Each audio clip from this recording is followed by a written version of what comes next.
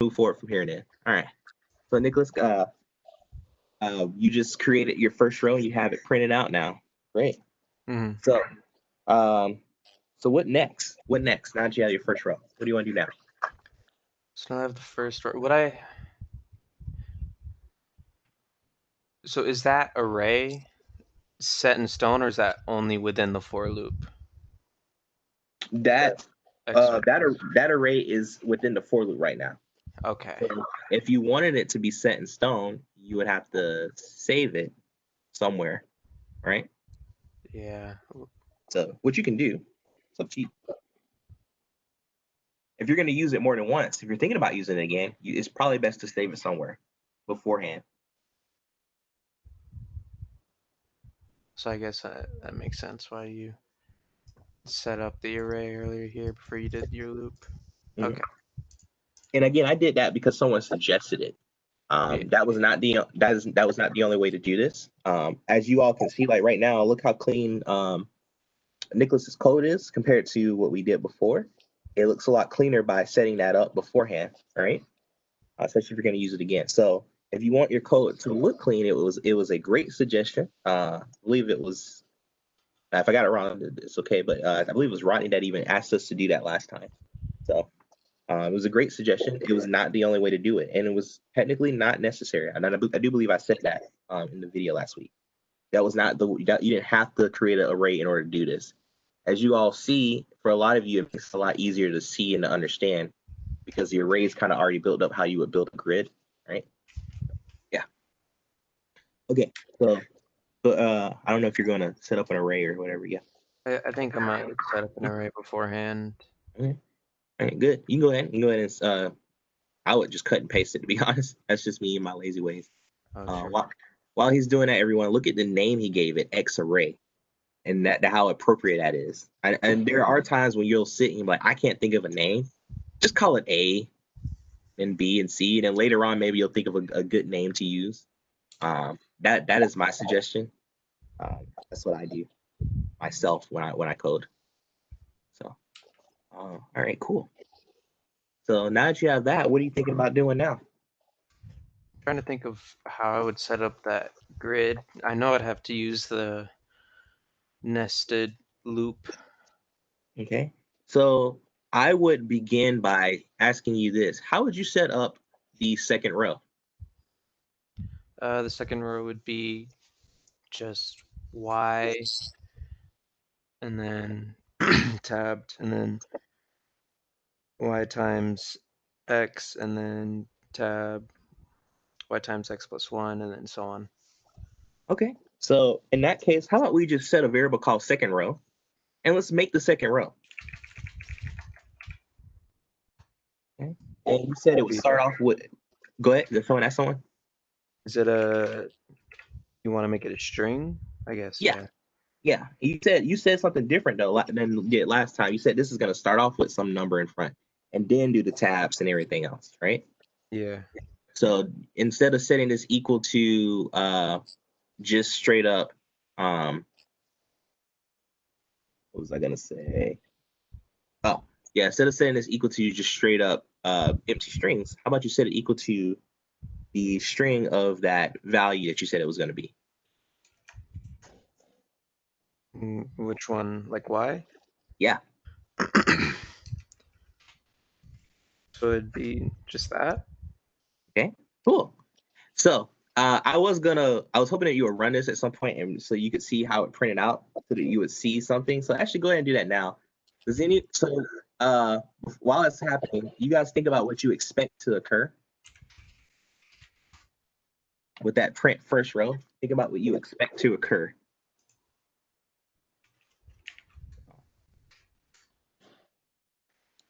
It gave an error. It seems so flawless. Well, let's read the error. So the error says that it can only concatenate string, not int. Where was the concatenation? Right here. Right. And so the issue is that we concatenated an integer. What was the integer? Yes, that's Z. How do you change an integer to a string? str. Yes, str. So you can cast it. So you can just do, yep, exactly like that. Good. Okay. Now, someone else put in chat the format, which is also true. You could use string format to format it before you concatenate it together. So that would work as well. So there were multiple ways to do it, but at some point you needed to take that integer and make it into a string so that you can concatenate. Good job. So when we get to second row, oh yeah, you can run it so you see how it looks. Look at that first row printed out. 2, 3, 4, 5, 6. Working exactly as you expected it to. Yeah. All right. So let's look at the second row. So when the second row begins, it needs to be a string still, right? So right now it's an integer. So how do we? Good. Now, and when you're coding this, some of you may have had. Actually, I know some of you had this issue because I heard word of it when you asked me about it. You see that error? Notice how he went to it and he read it. That is what you should do. Many times, programmers in general, not just someone that's new to programming, everyone does this. They see an error, they go straight back to their code. Where did I mess up? What went wrong? And they start messing with it. Look at the error and it will tell you some kind of clue, or at least will tell you where it saw an error, and then you can trace back from there. And that's exactly what he did. So good job there, and good job to those of you that pointed some things out too in the chat. So yeah, that's what you need to do if you're running errors. Don't just go straight to your code and start trying to finagle it to somehow work magically. Read the error. All right, sorry, I've been talking so much. You continue. Okay, so we typecasted the Y. Okay. I guess next we set up our for loop, or would. Okay.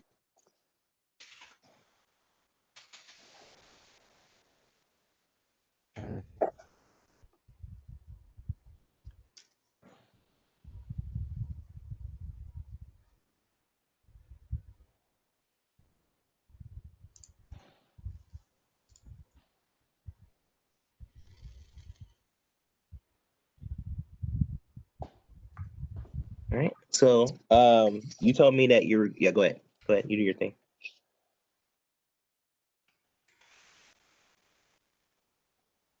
What it? Now you go ahead. No, I didn't say anything at all. You go ahead. I mean, you're about to, but all right, yeah. I'm gonna try this then.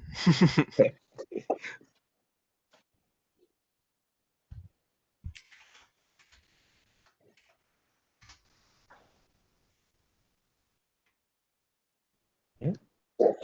Okay, so for each one of those, what are you gonna do?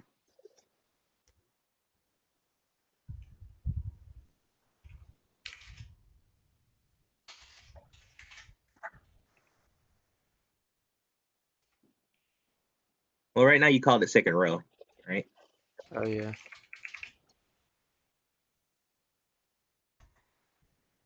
So what are you gonna do to that? I think I would minimize the other code that we made from last week. So I don't want that to, because you're doing things differently.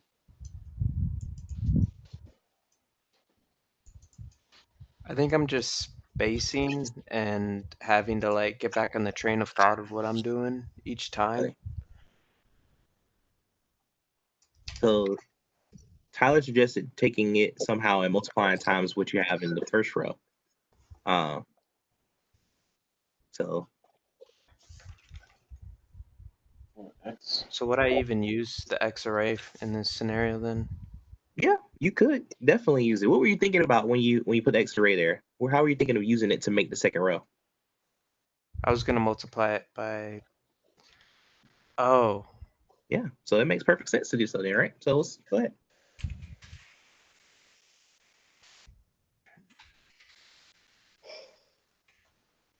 Yeah.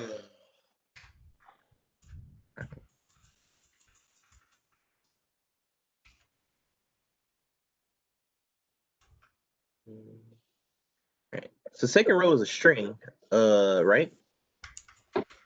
Oh, so I would be adding the second row. Mm-hmm.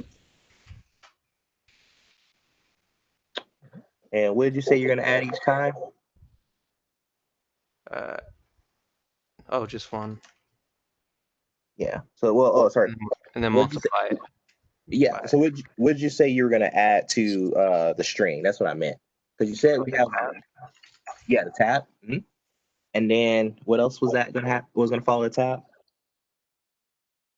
Would have been x. Mm-hmm. X times. Okay. So I wrote down what we had said earlier. So you said you have the y be in the second row, then a tab, then y times x. Okay.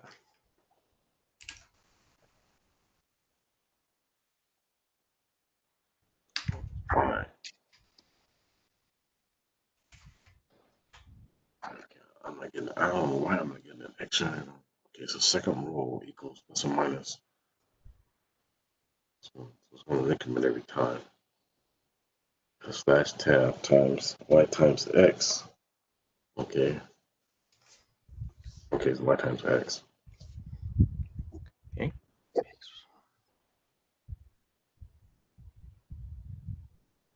Oh, look right to me. Okay, I got the x. All right. So are you thinking about something? I think I just don't understand it. Okay. So for what you have right here. Yeah. Okay. So based on what you have right here, what do you expect it to do? What do you expect the second row to look like? It would just. I guess the tab's there.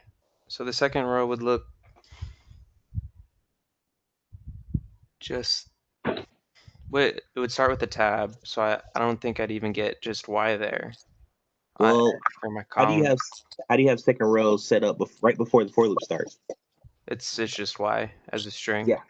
So it has y there, and then you said you're gonna add the tab, and then what y times x is. So it's going to print out y, like in second row at the end of it, it's gonna print out y and then add tab, and then it'll print y times x. As long as that's a string, yep. Would this string keep building on it for the rest of the columns? For the rest of the rest of the columns, so the string is you're adding more stuff to it. So the first time it goes through a for loop, and this is actually something I do when if I see a loop, I actually will go through and say what is each part equal to, right? So if you use the same example you had 4 with 2 and 3, you're expecting the second number to begin at 3, right? So in your example, x is 2 and y is 3, right? Which you had initially up at the top. Yeah. You have already set your x array to be equal to 2, 3, 4, 5, 6, right? So when I go to second row is the string version of the number 3. All right. The for loop says x and xr. So x is going to be equal to the first value in the 0th index. So it will be equal to 2. And so I would say second row plus equals tab plus 3 times 2. Well, you had times before. So 3 times 2, which would have been 6, which is what you expect it to be, right? And then the next time it goes through, x is now equal to the next index in xr, which would have been 3. And so we would then add another tab to that same second row, another tab, then y times 3. So in that case, it would have been 3 times 3. So it would continue to do that. Now, I mentioned earlier that as long as what you have in here is a string, there was a reason I said that. But how about you actually go ahead and go outside of the for loop and print it. Print second.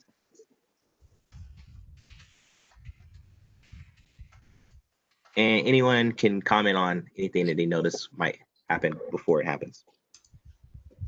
All right. So Tyler said you should cast X times Y. Yeah. Good point. Good point. Hmm. I should cast them both to string. Yeah, and you can do the product as of it as a string. You don't have to do each part individually, because actually you shouldn't do each part individually, because you Like actually want that? it to yeah, just like that. The reason you don't want to do each part individually is because you want it to actually multiply before you make it into a string. Okay. Yeah.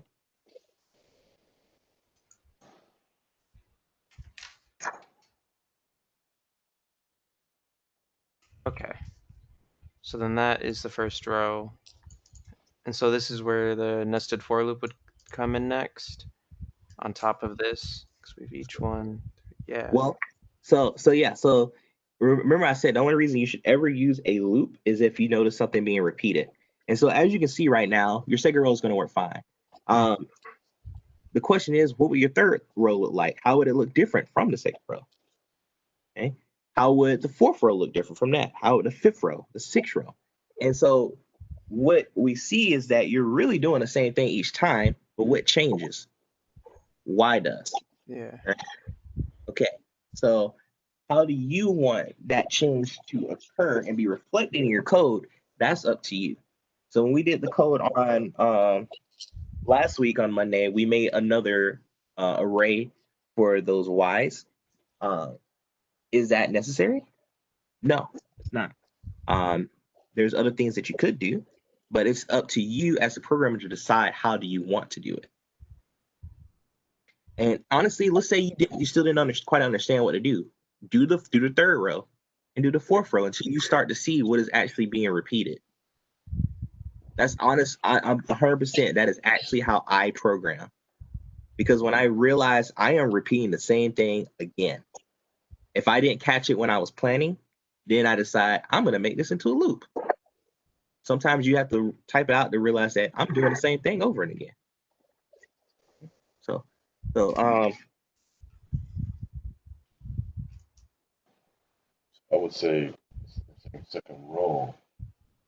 I would say line. I would say second row equals string. Second row equals string. Second row equals string. Isn't second row equals string? Second row equals string. right. Second row equals string.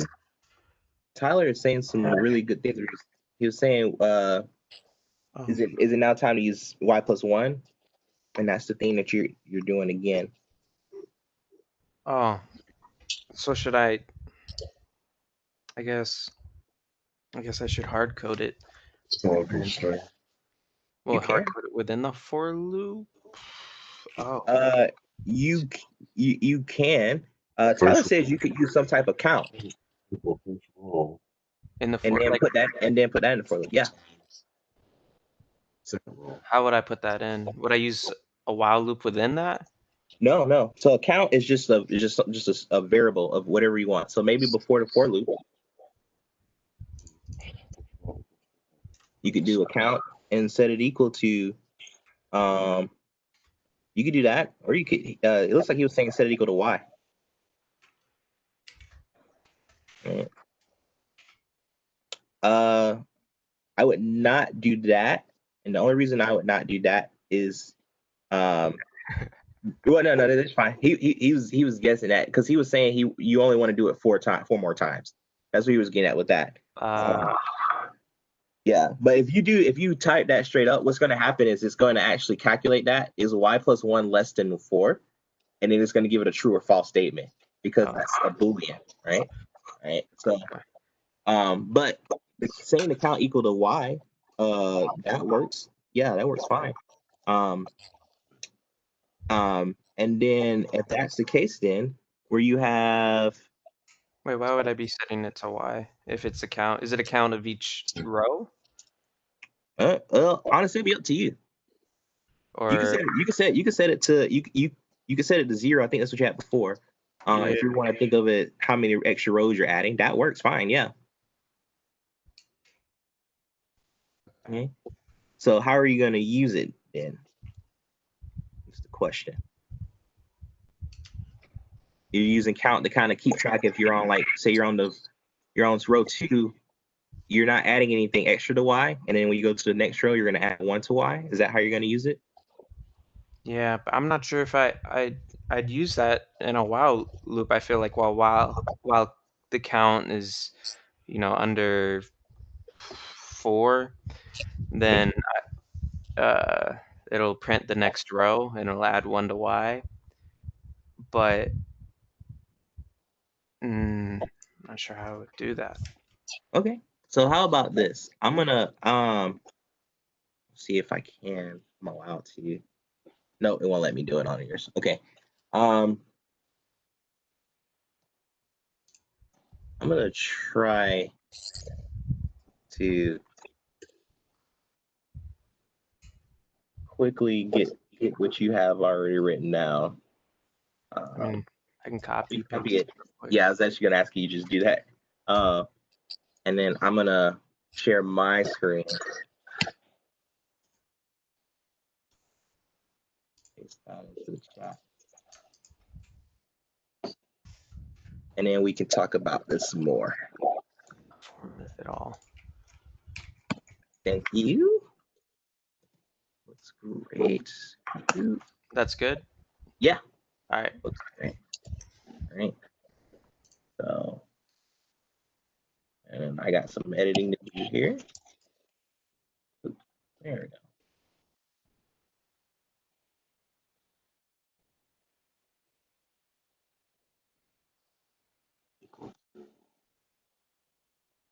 All right. I get this here. Make sure everything's good.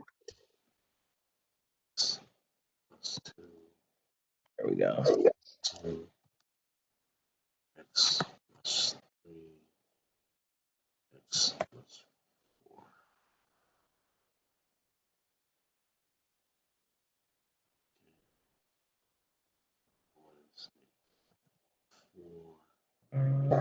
This one here. 4x. Okay. I'm going to take power back. Thank you, Nicholas, for sharing with us. Thank you. And everyone that contributed and has been listening in. I am going to now share my screen.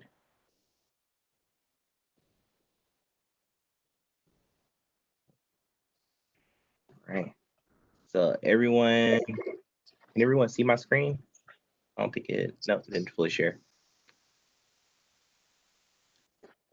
Huh. No, I can't see it. There we go. All right. So,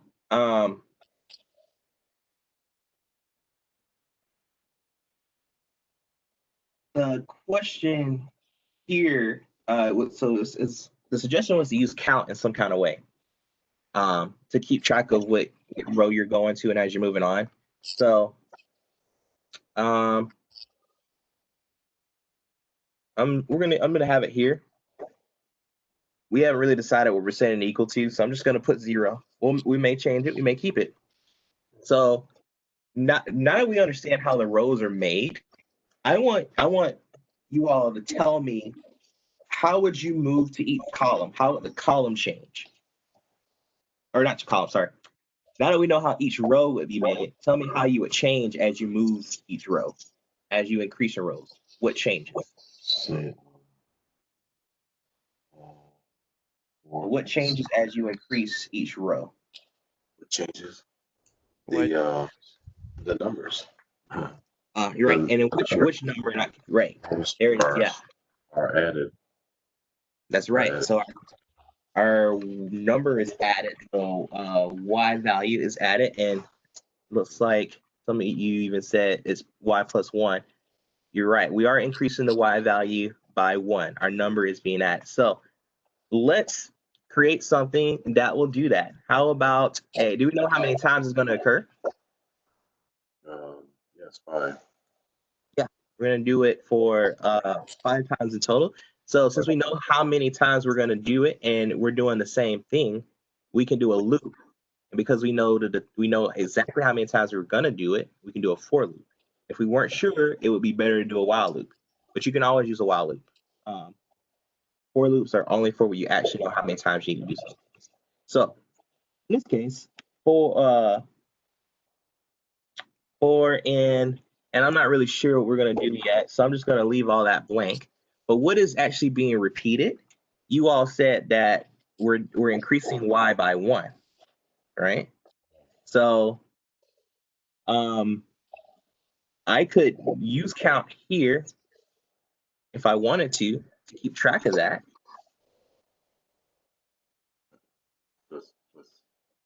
Yeah. And someone, yeah, I think I heard Ronnie just say use plus equal instead. Yeah, I can use plus equals 1 instead.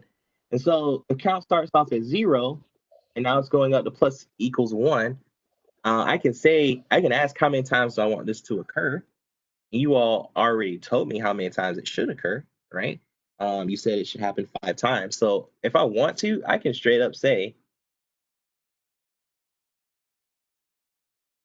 range 5, and that makes it happen 5 times, right? And this value here literally does not matter. This dummy variable literally is not even being used within this right now if I do it this way, right? So, yeah, I could just do that.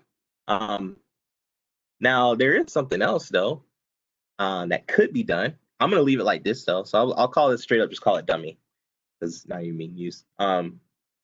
But this range here is getting the numbers 0, 1, 2, 3, 4. Those numbers sound like what count is going to be, right? It's going to be 0, 1, 2, 3, and 4. So if I wanted to, I could not even use this at all and call this count, because it would be getting those same values, right? Is there any confusion on what I mean when I say that? How I don't even have to have a count equals 0 and a count plus 1, how I could just use count here instead of dummy? Is there anyone that does not understand what I mean by that? You can say so to me privately if you want, and I'll go over it again. Okay, good. Yeah, so if I had wanted to, if I call this count instead, every time we go through the loop, count would equal 0 the first time, and count will equal 1 the next time, then 2, then 3, then 4. Because we're saying that the list here, that this number has to equal each member that's in this list. The list that's here is 0, 1, 2, 3, 4. Okay. All right, but I just wanted to tell you all that. Is it better? Is it worse? That doesn't matter. Both will get it done. What's important is that you understand the code that you created, and then later on you can make changes. Whoever reviews your code may say, hey, you should do this instead because this will make it faster or whatever. Okay. So that's actually a big rule of thumb, especially when you're beginning. Don't try to make the most efficient code ever. Get it to work and then learn how to make it efficient. Okay. All right. So we have count equals 0, and then we're increasing it each time. So, and you guys said we're gonna go 5 times. Okay, great. So what do we do with this count then each time, right? What do we do each time? I guess that's the next question.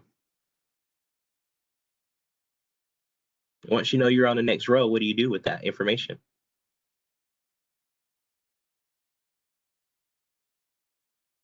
Like say we're on the row 3, and now we know we start off at y plus 1. What do we do with that information? Think about, actually I should move this down here. See? It didn't know what's going on there. All right. I'm gonna move this down here because this really goes with this. Think about how we created the second row. What's the first thing that we did? You string whatever this value was, right? What did we do after that? We did the for loop. That's how we built the second row. Is the third row going to be any different from building the second row?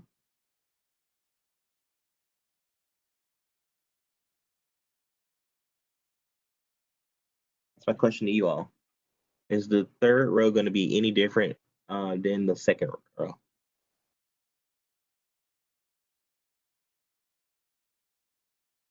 If it is, tell me how. Someone said no. Someone said yes. So you're both right, depending on how you answer me. How? Maybe someone else will want to chime in too.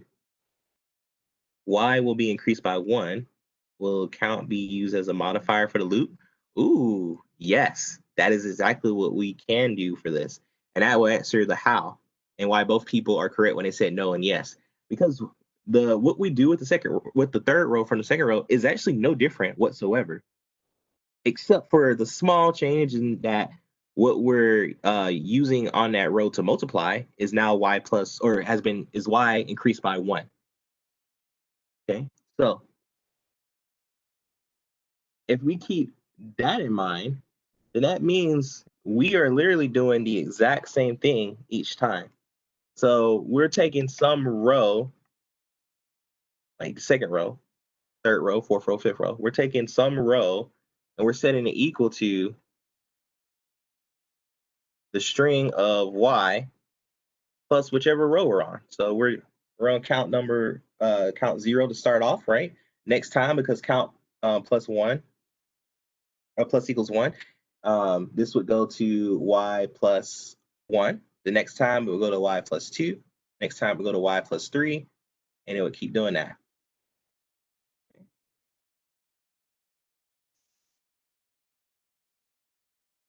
So perfect, yeah. Y will be increased by 1. The count will be used as a modifier in the loop. So they told me that privately, so I don't think they want me to shout out who it was, but good job. That's good thinking. Does anyone have any questions about that? And feel free to ask privately or shout out loud how we got that to start off for our row here. And where I got this idea for row is literally coming from this line, because it's doing the same thing, except this was specific to the second row. Now we're going to generalize it for all the rows, because as you told me, they're really the same, just with that small tweak. Okay, all right, good. So let's just use the same thing that we did down here in here, because how do we build a row? Excuse me. We did for x and xr, and then we took the row, we added to it a tab plus the string of whatever that row header was. So it was y the first time, or y the first time, but that's going to change each time, right? Because the next time it's going to be y plus 1, then it's going to be y plus 2, then it's going to be y plus 3, then it's going to be y plus 4. I have something now that will take care of that for me with the y plus count. So I'm just going to put y plus count. Notice I put that in parentheses. Why did I put it in parentheses?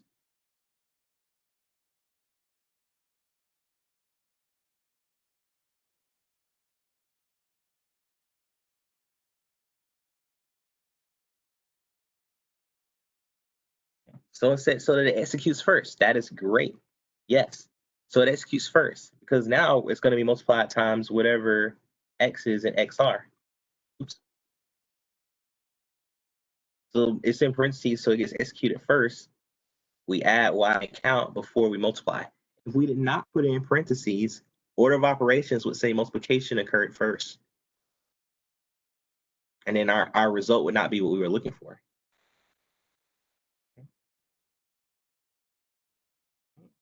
And so after you do that, you want to increase count by 1, like we already said. This is how we created the rows, which I just got from here. The last thing after each row is it's being printed out. So you know what I'm gonna do? Same thing. I'm gonna print it out.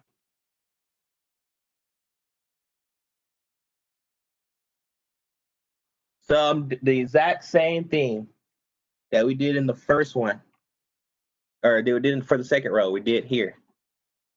So now how about we see what the heck happens, right? And just so you can tell the difference between these two lines, I'm gonna put here print. This is our second row example below.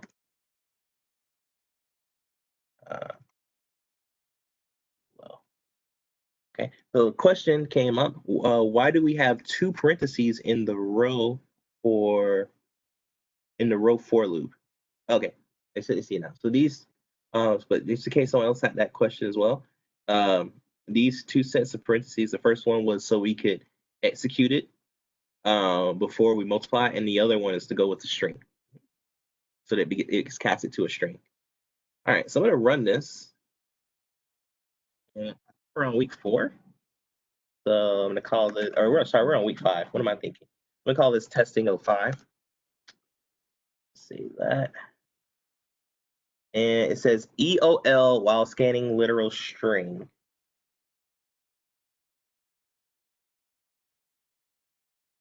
So there's an issue somewhere. And it didn't tell me where. I know exactly where it is. Can someone else tell me where it is? The error again was end of line error with literal string. Let me run it again so you can see what the error was. End of line while scanning string literal. So there's an issue with the end of the line in regards to a string. See if you all can find out where the error is. In the print statement. Well, there's a couple of print statements. Which one? Yep, you forgot. I didn't forget the parentheses. What did I forget in the print statement? Yes, it is this one.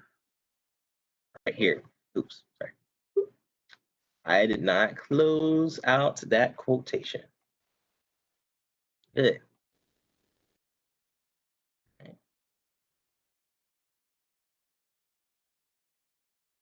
All right. So 2 was the example we were doing before. 3 was the example.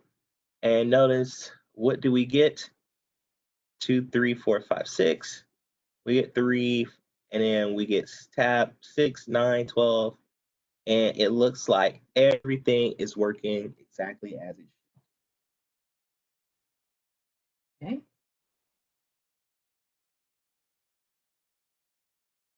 Well, great. Good job. So all we did to do this was, those of you that I worked with over the last week with this, feel free to chime in and tell us exactly like how what I'm saying is true.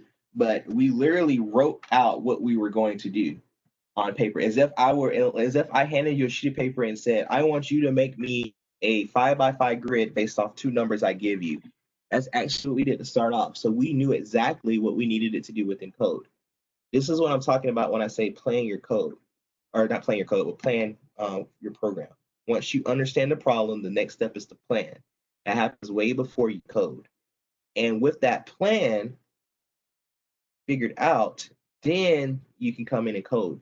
Because the way we started with this was that Nicholas said, hey, I could hard code this easily all day. And he wasn't even, honestly, not completely even hard coding. He was talking about using X and Y variables that we had set up from the user input. But he was saying he could just make, those 5 print statements and call it done, which was correct. He could have. But the fact that he's doing that and it's a repetitive process, that's the indicator that, oh, you could do a loop then. So first he realized how he could use the loop to build the rows. That's what this example of how he would do the second row. Even in the example of how he did the first row, is it that much different than what's happening here? You all see that, how it's not different? We could include the first row within this for loop if we wanted to, honestly. The difference though is what's being multiplied. Instead of y, it's for the first row, it's just nothing. All right. Oops. Okay. So after that, after he built the row, figure out how to build the row, we got some more questions coming in, and maybe some confusion on how to understanding. It seemed like everyone understood we needed some kind of way to increment y. But the question was how to use it. And there are multiple ways to do this. I mentioned 2 just now, what just count. Tyler had mentioned using count equals y plus 1, and so that you would have count go up after that. You could have set count equal to y straight up, and then instead of us having y plus count, we would just use count. And then the same process would work. It would just increment on its own by 1. So instead of y, we would just use count. Yeah. We could have totally done this. You can honestly have done this without even using nested for loops. You could have done one for loop with this. I wanted you to use nested. That was in the instruction, I believe. Pretty sure I had it that way because that's how I intended it to be. Because I wanted you to see how nested for loops actually worked. Because there will be times when you are in a for loop and you realize that you're copying for loops multiple times to do the same thing. That's when that trigger should go off. I'm doing the same thing multiple times. I should do this within a loop. And for loop is the better option in this case because you know exactly how many to do. Let's say you didn't. If you had no idea how many it should be done, then you would use the while loop. Could you use the while loop anyway? Yes. And so someone in their homework did that. They saw what we did last week. Like, I want to do it with just while loops. And I mentioned to them, and I'll tell you all about this too. There was someone I used to tutor in programming. They took Java, and they had 2 levels that they took. And whenever we did loops, they would get super excited to do a while loop. And I would be like, hey, we already know we need 10 entries. Let's just do a for loop. I don't really like for loops. Okay. Did it change anything? No. A for loop is faster in some instances, on many instances, especially when you know exactly how many times you need to do something. But it didn't matter. They still were able to finish all their code. They were able to get their A in their class because they understood how to do a while loop and they use it a lot of the time. In that case, is it better? Which one's better to know? It's better to be comfortable using a while loop than it is to not be, because you can always use a while. You only can use a for when you know exactly how many you need. So, that's how I'll end that. Are there any questions about these loops and these nested loops? Trust me, we're gonna be doing lots of stuff with them, so you'll have plenty of practice. This really, oh yeah, no problem. I'm glad it helped. And I love the idea of how we started. I think we started last week like that too. Someone had come on to Office Hours beforehand, and we like trickled into the beginning of class with working on a previous homework or something. I like that. We could keep that as a standard if we want. Whoever wants to volunteer to be that person. But yeah, so can you go over the generation assignment? I can go over it in general. I don't want to give it away completely. But I did want to go over week 3s. So I'll go over week 3s first, and then we can look at the generation assignment as well. So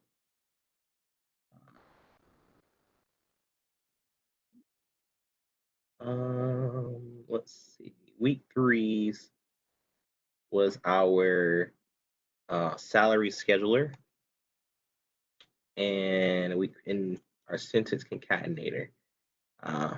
Actually, my knees are really hurting now, so I'm gonna take a stretch break real quick, so you all can take a break too. Let's get up and stretch.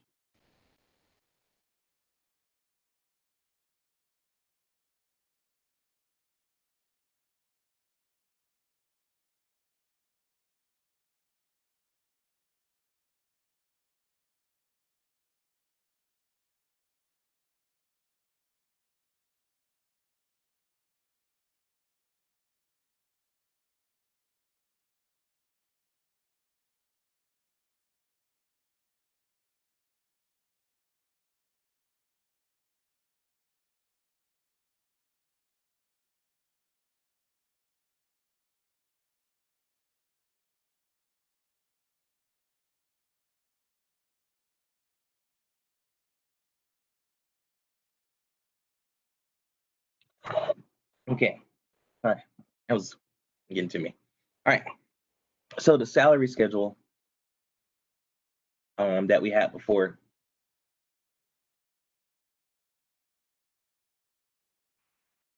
Let's see. So try to have this on multiple screens open. So the idea was to you get a name from the person, which I don't think many of you had an issue with that. You get their starting salary and you get the number of years they're going to work, and then you print out how much they're going to make. So I'm going to start this by rather right, but let's do glib doc. I'm just going to make a dummy one. I probably actually won't ever use in real life.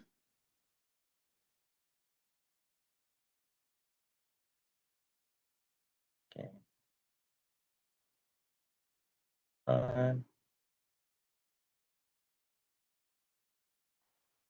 Oops. Nope. Nope. Nope. There we go.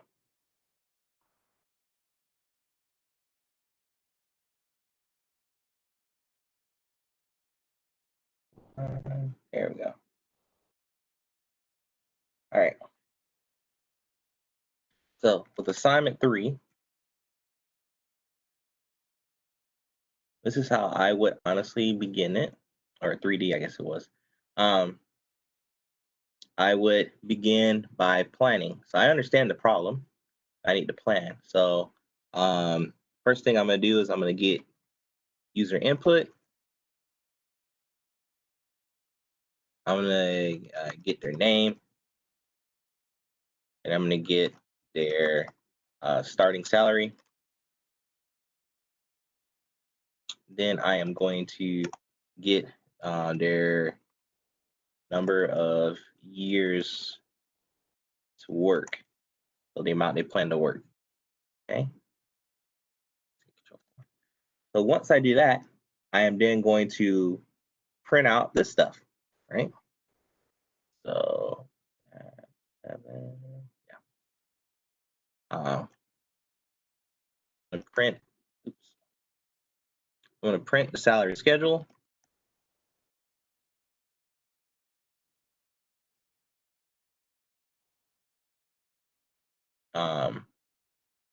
And then after that, I'm gonna print their total earn. Okay. So that's what I'm doing each time. So I'm gonna take that, and I want to make a new file.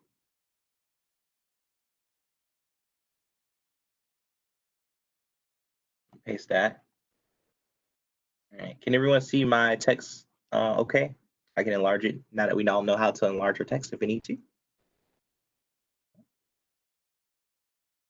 Okay. So get user input.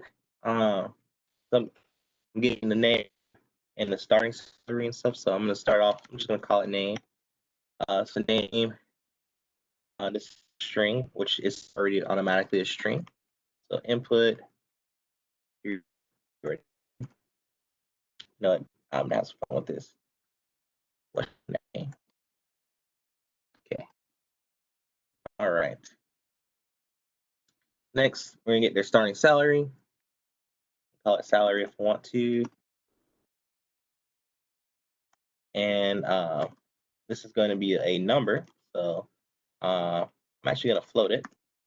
I can't remember in instructions if I told you to enter float. You guys can correct me on that. But I'm going to do an input value of how much you make.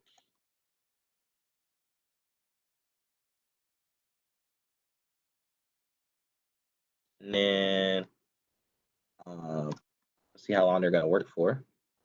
So I'm going to take that as an integer, an input. How long you working?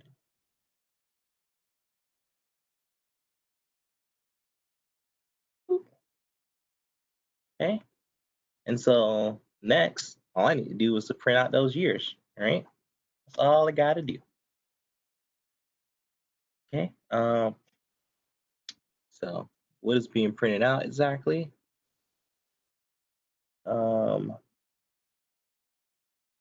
The salary schedule. So I'm starting out at some year value. Well, actually, I don't have to get all fancy. I'm just gonna actually just print out whatever it is. I can do it. Let's do that. At year and then some value. Then I'll put a colon, and I will print out whatever the salary is at that point.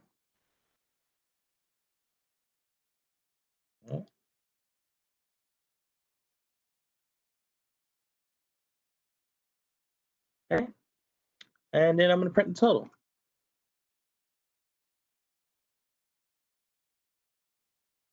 You made blah over blah years. Okay.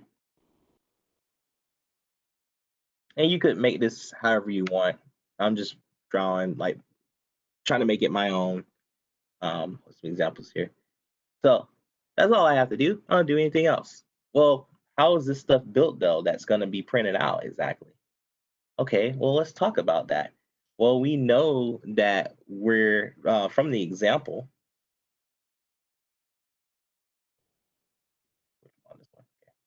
From the example, we have one, and we have the starting salary formatted as as money. I'm not going to get that fancy, just being honest with you, just for the sake of time. And then we start from there, and we go up to however many years there are. Okay, and so, but there's something that happens each time. As you move up, you take a 2.75 increase, and you add $2,350 to it, right? And then that total amount would go up, right? If we only had 1 year, it would be what you started with. If you had 2 years, you would add these two numbers together. So the total is added to it each time too.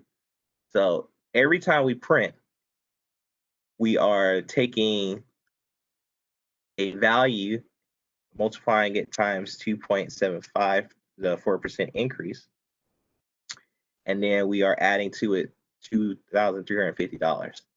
So what I'm going to do is I'm going to realize that that's just repeating the same thing over and over again. Therefore, it can be written as a loop. So I'm going to do this as a loop. Should I use a while loop or a for loop? Well, do I know exactly how many times it needs to go? Well, I don't, because I can't guess what the user is going to do. But then again, I technically do. It's going to be however many years they actually enter. So even though I don't really know the exact amount, I do. The number of times it's going to run is going to be dependent completely on years. If they enter in 5, it'll go 5 times. Exactly, years.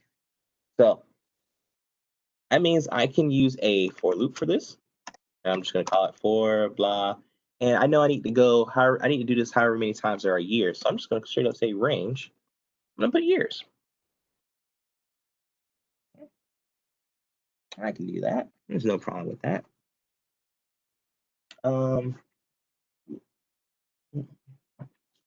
And so, you know what?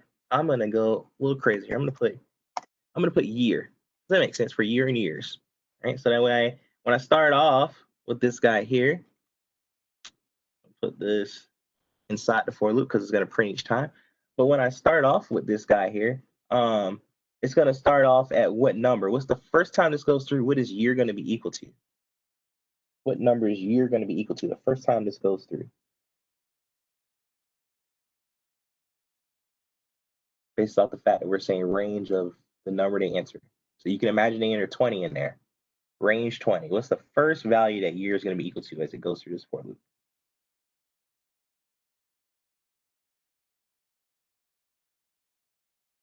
Any guesses?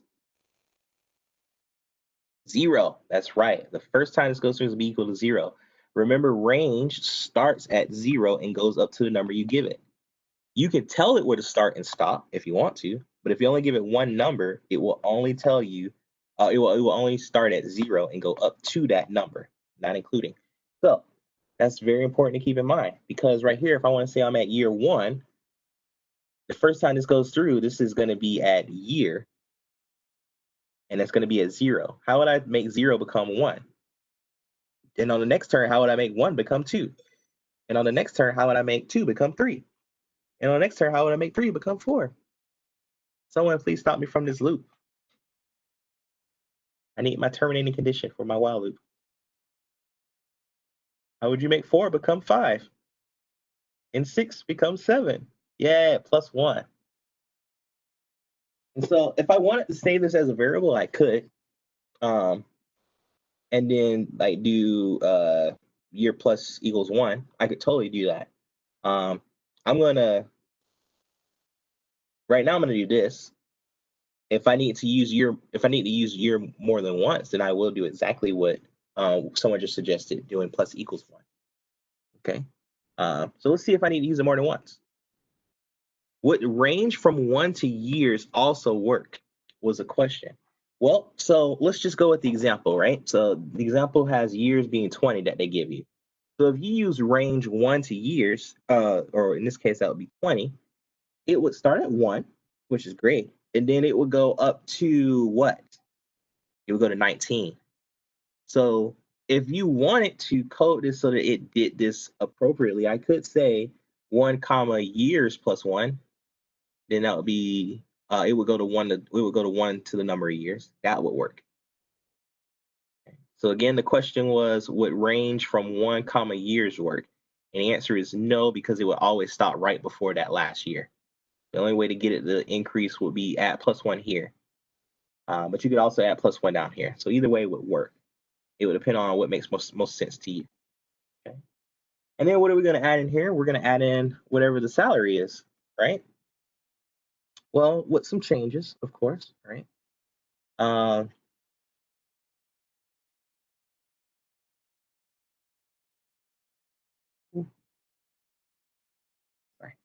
So yeah, with some changes. So each time we can take that salary, and some of you did this, some of you did it within the loop. There were many ways to do this. We're taking this times 1.0275. Where did I get that from? Where did I get that 1.0275 from? Well, if you increase something by 2.75%, that is the same as saying I'm going to take 100% of it, and then I'm going to add 2.75% more to it. And so that's where this 1 for the 100% and the 0.0275 came from the 2.75%. What I'm going to do to that is I'm going to raise it to a certain power. That's going to be to the year's power. And the reason for that is because each year you do increase it by, each year you do increase it again by 1.0275. And then you add to it your bonus every single year. Okay? That's the only reason that I am doing this. And then I'm also going to add in at 2350, also times whatever our year is. So the first time this goes through, this will be 0, and this part will just become 1. So we'll just get salary. The next time this goes through, we'll get salary will be times this number once plus 2350. Next time this goes through, this will be 2 times as much. And I actually feel like this won't work, but I'm going to see if it does. And if it doesn't, then I'll change it. Because I am not perfect. I am not a computer. The computer's not perfect either. That's only as good as the programmer. But I'm not perfect. So if I make a mistake, that's okay. I can go back to see where I need to change. But from here, there's a reason I did all this, though. It was so that this all gets coded within the print statement, so I don't have to worry about formatting it again or making any other changes. I can do it all within one line. So far, this is looking good. The only thing is we need the total part. We need to somehow collect the total. I'm just going to call it total, but I don't have a total variable anywhere created or saved. So what should I do?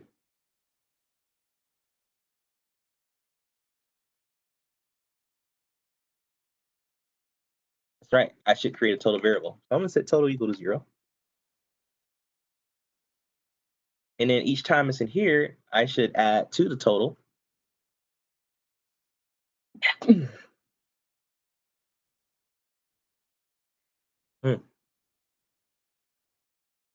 Excuse me. Oh, wow. Well, sorry, that sneeze really took something out of me. Okay, I think I'm back. So each time I'm going to add to the total what we had previously. So because in order for to create this, I need to use a salary, I'm using this more than once. I told you guys I don't like using stuff more than once. So I am going to make a change here. Yes. Good. Someone actually just said it. Why don't you set this equal to salary instead? Boom. All right.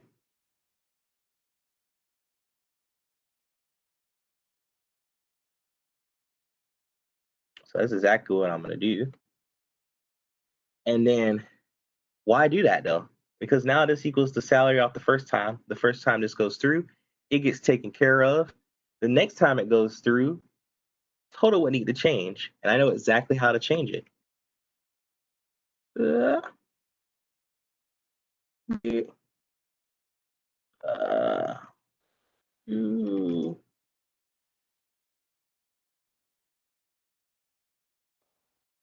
see. 1.0275 plus R2350. Okay. All right. So what would happen if I do this now? What is this actually going to tell me? What's going to print out? Is this going to print out what we want to print out? Am I got any ideas? Do that too. Oh, all right. I get no responses. So let's see what happens. I don't think it will. 5. I'm just going to say this is going to be the first one. That. Boom. Name. My name is Jazz. I'm at 68750. I'm over 20 years. What? What just happened here? Oops. I don't know why I just clicked that. That's the wrong one.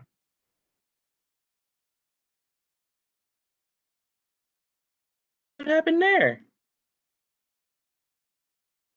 Yes. We forgot the F's. Okay. I have my F's in.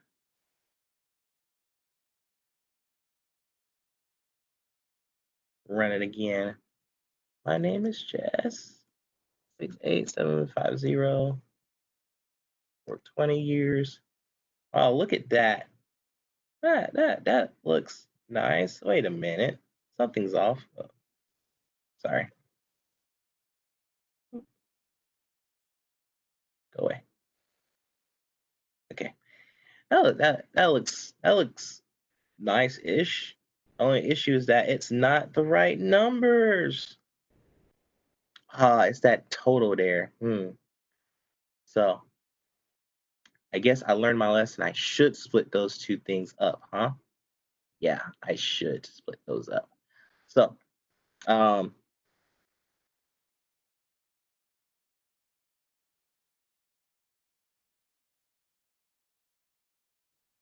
salary, I'm gonna do a times equals 1.0275. And then directly after that, I'm gonna do a plus equals 2350. So that way each time that's what happens to it. But before it happens, I am going to do oops. Come on. I'm gonna print out what I need to. And since we are saving it to salary now, I'm gonna just have the print salary start there. And then my total, since I'm making no modifications directly on salary, I'm going to put it directly on salary. So plus equals there for total. Okay. All right. Run that. My name is Jez. I make $68,750. 20 years. Yay. Now everything looks like it's supposed to. Okay. Sweet. All right. Were there any questions on how this went down?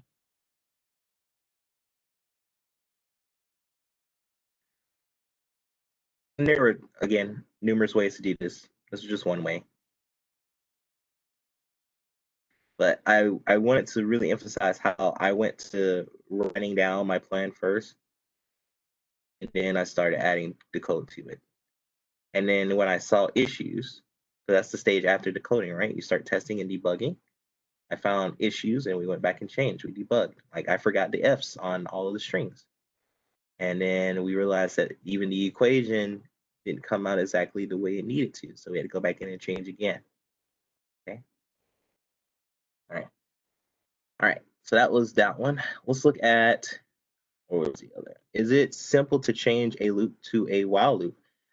That's a great question. And the answer is yes, it is simple to change a for loop to a while loop.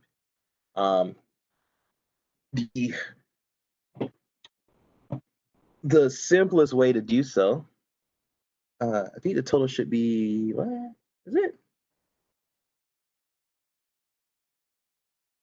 Oh, the total should be that.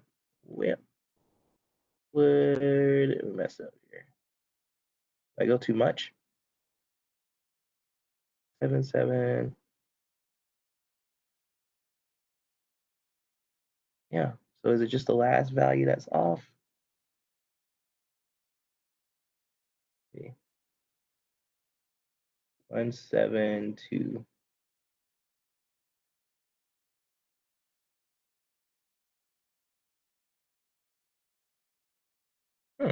That's strange.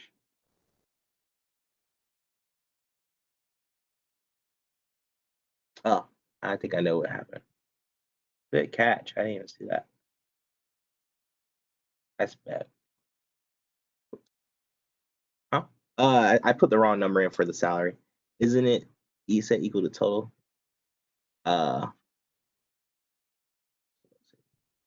Yeah, I had put in I had put in 2,305 instead of 2,350. So should work now, and everything should match up perfectly fine. Boop, boop, boop. That looks way too much. That's the right number, right? 759.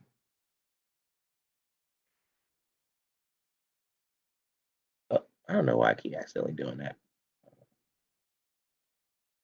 Let's compare. Numbers are the same. Numbers are the same. Numbers are the same. Numbers are the same. Numbers are the same. And you said the last one is what? Oh, isn't it set to total? Oh, so let's see. This is set to total. So let's see. Okay, I know this. The last time this, yeah, the last time that this runs through, this gets changed again. And so that's the issue with the why it's printing out that way. It's printing out one extra afterwards because this gets added in again.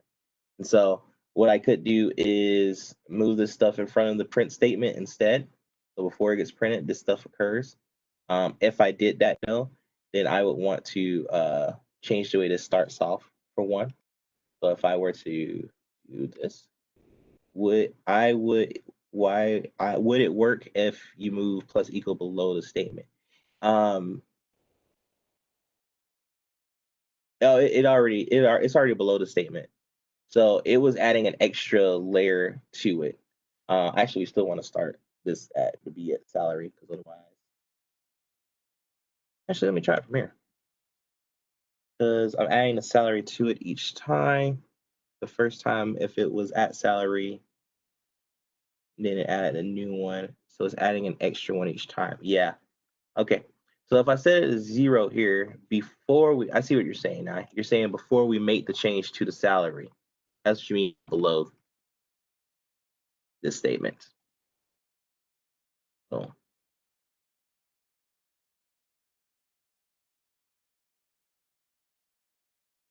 okay, so if you put it before, so it also said, what if you put it before the print statement and below the for loop? That should work too. 6, 8, 7, 0, 5, and 20. There we go. So yeah, I just need to be having before. If I change it to 0 and then do it before the salary change actually occurs, then it works out fine. Or as someone else pointed out, you could just move this to be right after the for loop, but before the print statement. All right, cool.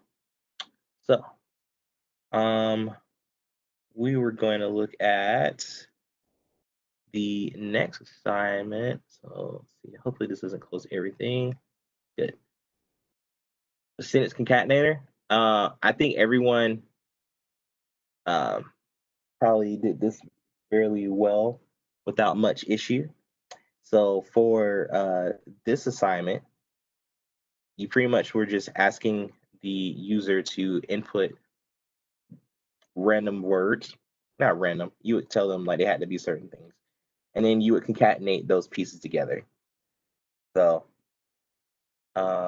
very quickly in me lazily, I didn't. Dang it. Thought I had written it out actually, but I didn't. So forgive me in my extreme laziness of trying to get this. So what do we have? An article.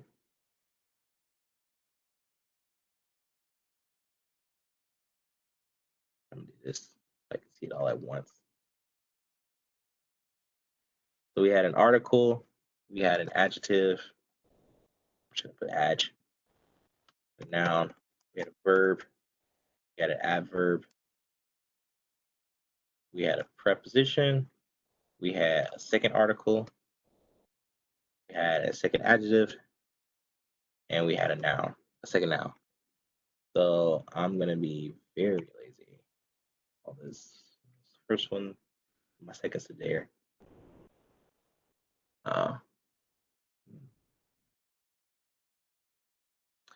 And so,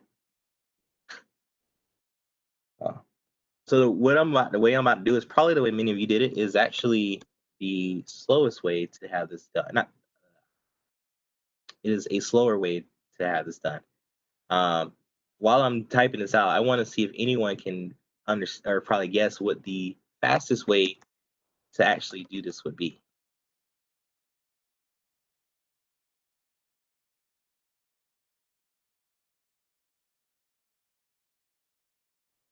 I don't know why I just did that.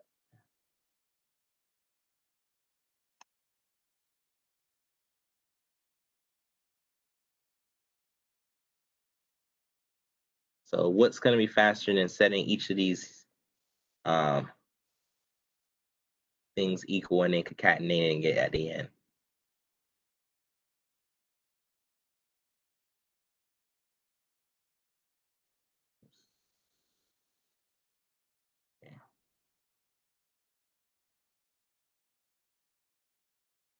Name each of those variables. So that's what I'm doing now. We're naming each one. So I'm saying there's something faster than doing that. TOT, what does that mean? Is that a face? Is that a acronym? It's a crime face. Okay. Sorry, I'm not in the know with any of those things. That's why I asked every time. Enter an adjective. So there is a faster way of doing what we're doing. And I guess I will show you guys at the end. Many of you are going to be like, what? But think about it this way: each time you set this to a variable, it has to then look up to see what that variable is if you use it later. That one works. And now,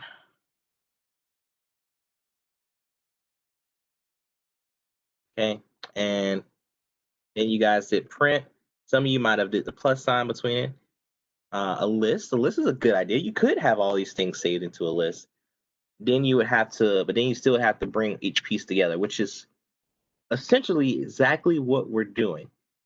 The list technically would be faster if each one of these inputs was inside of a element in a list. Then that would technically be faster because it's faster to point to that than setting variables and then pointing to stuff. So that is faster. Let's see, what was I gonna do here? Oh yeah, we're just actually gonna just add these two things together. So I'm gonna do that plus add plus noun, verb, adverb, prep. Some of you did the plus with the adding the actual spaces, which is fine. Just remember, print will do that for you. Set it all equal to user input and print. Yes, that is actually what you would do. Instead of a set equal, you could actually legit in print do input, enter an adjective, comma, input, print, input, enter article, comma, input, enter adjective, comma, input, enter noun. And that way the user automatically has to enter in all of those things and it will just print out the result in the end. So that is the fastest way to get this done, because that's what you're doing anyway. You have to ask the user for their input and then put it together. What the F does? Oh no, what does the F do? The F is how you format the string. So if you put an F in the front, like we did up here, that lets it know how to format it. And there are, when you put curly brackets within there, you can have it do special operations in there. You can tell it to do a certain operation or to point. In this case, this is pointing to a different variable, and then tell it how to format that after it does its calculation. So that's the purpose of that.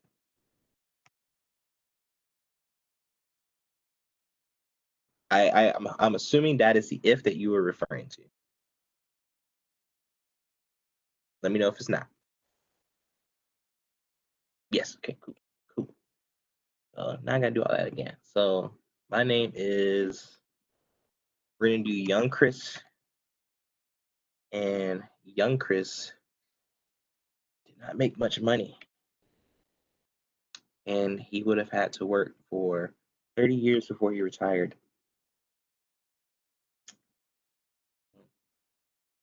Enter an article. The adjective. Black. Noun. Panther. Verb. Was. Adverb. Really. Preposition. Out. Article. The adjective.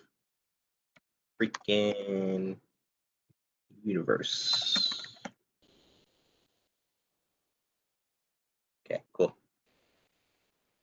All right, so glad we all talked about that and we saw how to actually do that. I'll set these two assignments to be due by midnight for anyone that had to have any last minute corrections. So I think that leads us to leads us to the generation classifier, because someone had a question about that. So that's what we're going to do next. I'm not going to do it completely, but we are going to talk about this with the if, elif, and else statements. So let's plan this out. So first, before we plan it, we have to understand the problem. So we're writing a Python program that asks the user for their name and the year they were born. The display message containing their name, birth year, and generation name see below. So once they'll put this stuff up here. You don't have to print this stuff out. I think someone asked me that. Because the point of the code is for you to get their name and the year they're born, and then say, hey, Felix, being born in 1976 puts you in generation X. Baby Busters, which goes from this year to this year. So what does that mean? All of this information could be saved somewhere. What you saved it in and how you did it is completely up to you. I think I didn't put any limitations on using a list in this case, right? No, I did not. I did not. So, but now we understand what to do. Let's talk about this by planning this out. So I don't know what number this is. I believe it's 5. Assignment 5. Assignment 5. Assignment 5. All right. So assignment 5. Let's plan this out here. How would we begin this assignment? Well, everything starts by getting user input. So get user input. We need the name and we need the year of birth. Okay. And then in the end, we print their name, comma, being born in that year of birth makes you a part of the blah blah generation. Okay, we'll do some stuff with that, right? Okay, and that's pretty much it, right? Well, let's plan a little bit more.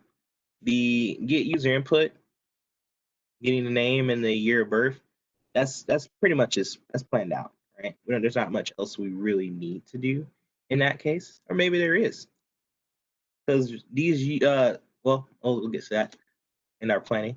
So how do we decide? It's obvious we can get the name from name, we get the year of birth from year of birth. How do we get the blah blah generation? How do we get that when only thing we know is their name and their year of birth? How do we get that? Okay. Set the generations equal to certain ranges. Math. Yes. One of my favorite things. I tried Mage. Oh, range. Sorry. Range. Yes. Okay. Cool. So that actually you could use range. I like that. That might be cool. Let's give that a try maybe. But so if they give you a year, you say we do some maths, which is great. That's correct. Set each generation equal to some kind of range. We can also do that. So I just did if ls 6 times and then else. Yeah, that will work too. You could straight up say for each one of these. So I like everything you all said worked great. So you know what? I will let Anthony decide which method do you want to do. One of the ones that use there, or maybe come up with something else. How do you want to test to see what generation someone's in? You want to try using range? You want to just do each separate else statement? So having 8 of those. You want to set the generations equal to a range? You want to do some math? What do you want to do, Anthony?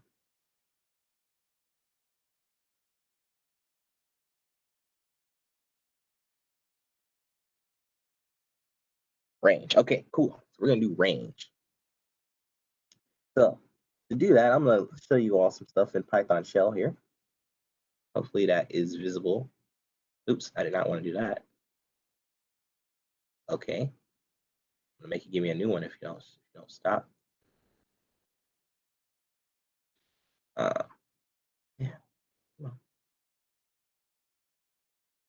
Yeah. Okay. So, I want to show you. Oh yeah, I'm showing you how to use one way you can use range.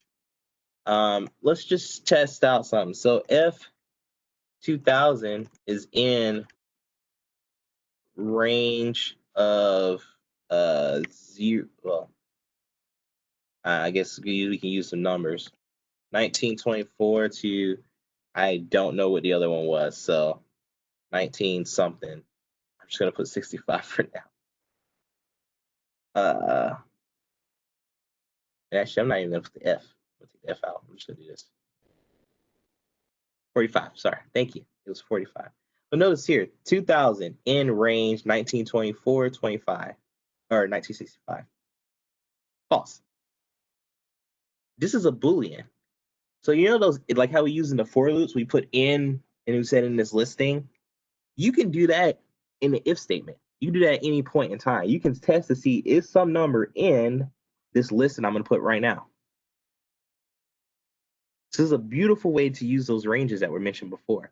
So let's do that. So we're going to test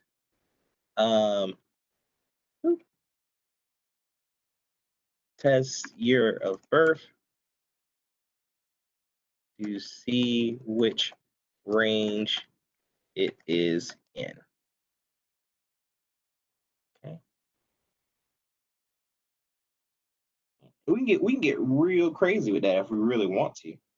Like, I mean, really crazy with it. Yeah.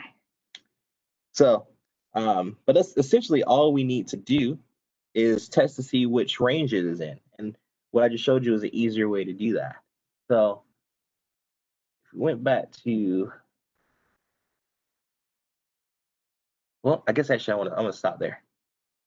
So I do want to give you guys a chance to go back in, maybe make some corrections and do some things with it. So yeah, essentially that's all you need to do. If you want me to go further, I can, but I think this is a good stopping point. You let me know if you want me to go further.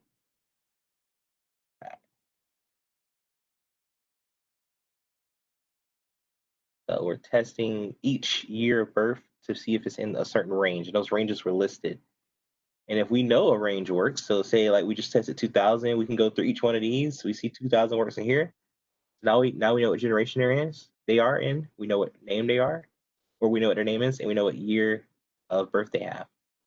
So the funny thing is you could actually put these in some loops if you want to. You don't have to do that at all. That is not expected of you either. So if you already did this assignment, and you know it works perfectly fine with your if, elif, and else, another thing you can do after you finish this week's homework is to try to do it in a loop. See if you can get it to work in a loop. Maybe build an array that has this information in it, or has the information of what range it is, or what the ranges are.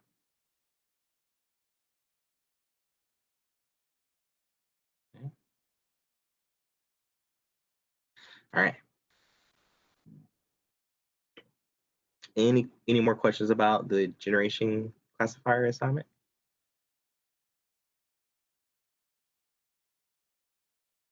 Okay. Cool. Let's look at the remainder of this week's assignments.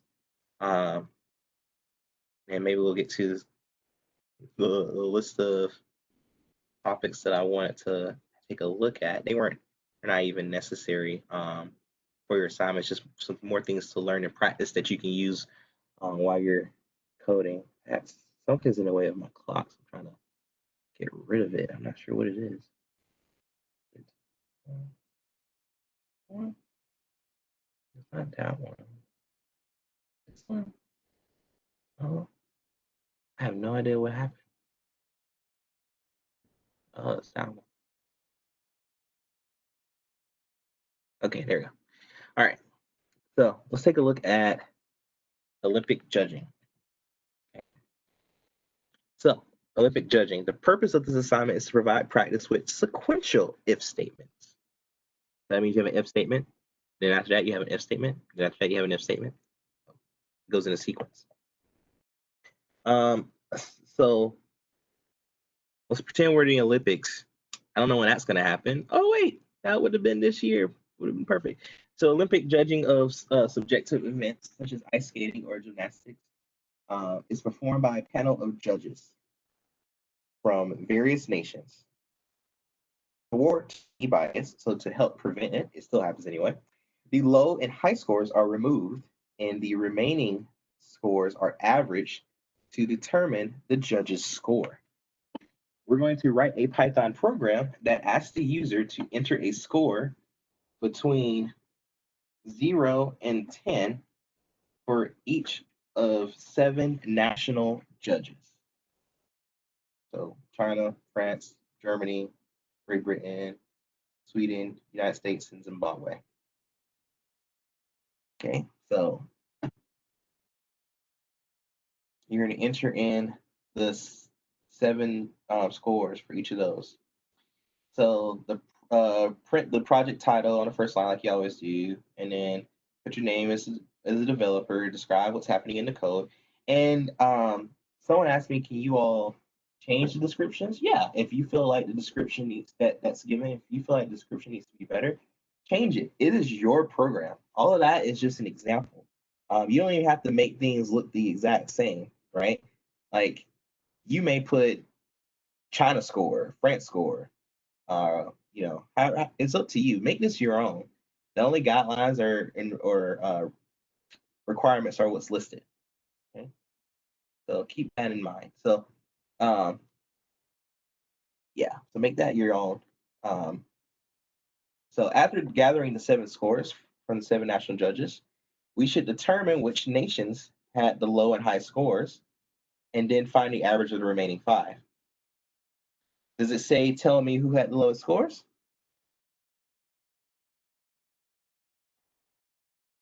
Yes, you should show me who had the lowest score. You should show me who had the highest score. And then you should take an average of the rest of them. Okay. So the output should show the low and high scores along with the countries. And the average of the middle 5 as shown below. Show the average as a formatted float with 2 decimals. Okay. Your solution can only utilize statements we've discussed so far. You can use lists here. There's no need to use dictionaries. We've talked about lists, so I'm actually going to change that right now. In this instance, slight modification.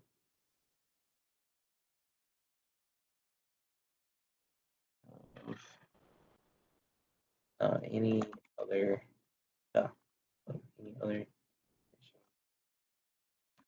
discuss. So we have already discussed arrays and lists. We've begun to use them. So you can use them in this assignment if you want to. If you're comfortable with that. Don't use a dictionary though. If I see a dictionary, I'm going to ask you how to learn how to use a dictionary. And I'm going to make you teach the class on the dictionaries. To prove me that you know how to use it. And then you still won't get the grade for it. But it'll be good learning.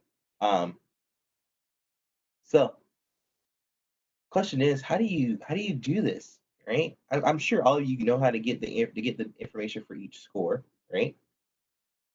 How are you going to find which one's the lowest?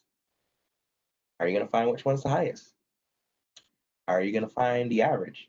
Okay, the average one probably won't be as bad, right?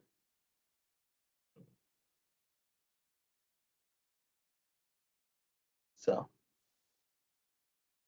yeah, I think I will maybe teach you a couple of things with some lists, because lists will make it a lot easier to just, not necessary.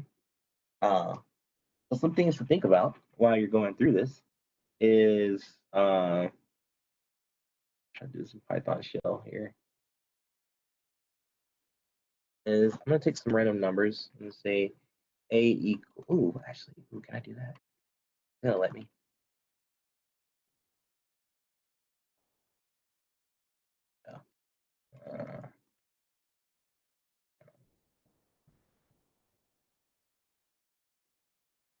Let's see if this is gonna work or not. Oops. I just totally misspelled that.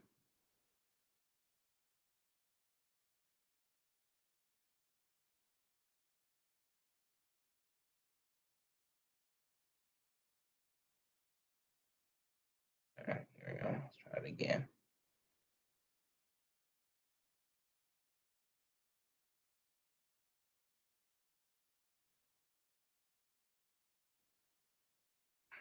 Come on.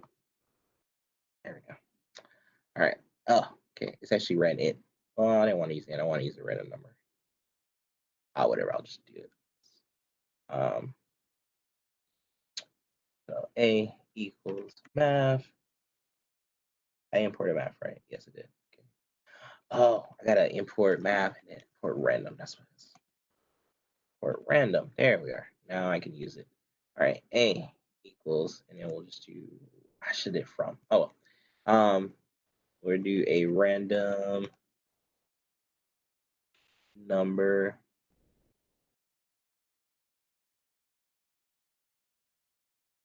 Module is not callable. What? You just told me.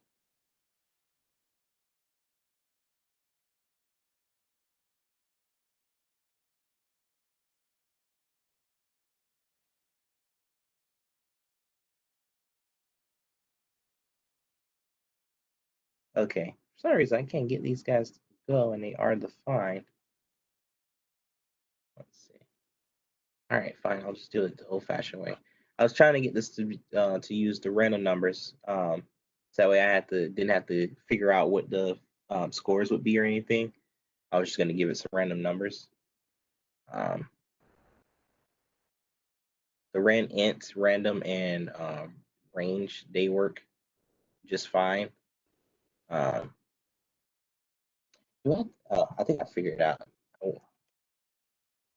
Because I didn't tell it what the function was actually called, I think I actually have to put random.random, which is really stupid, but whatever.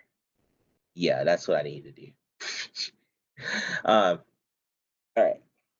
So always remember to put your module, unless you tell it to where it specifically is coming from. So A. Now you guys know what A is. I didn't want you to though.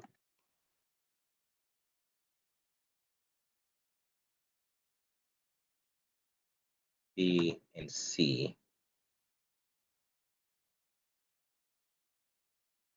So let's say we had A, B, and C.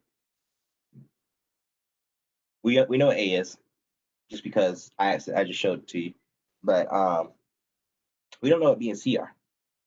Which one do you think is the largest? Which one do you think is the smallest?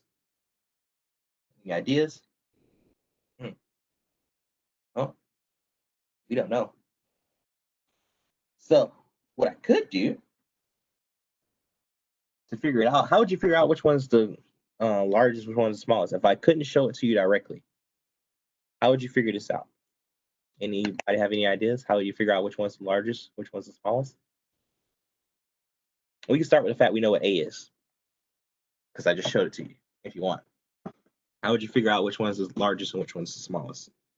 With these with three numbers. Ideas.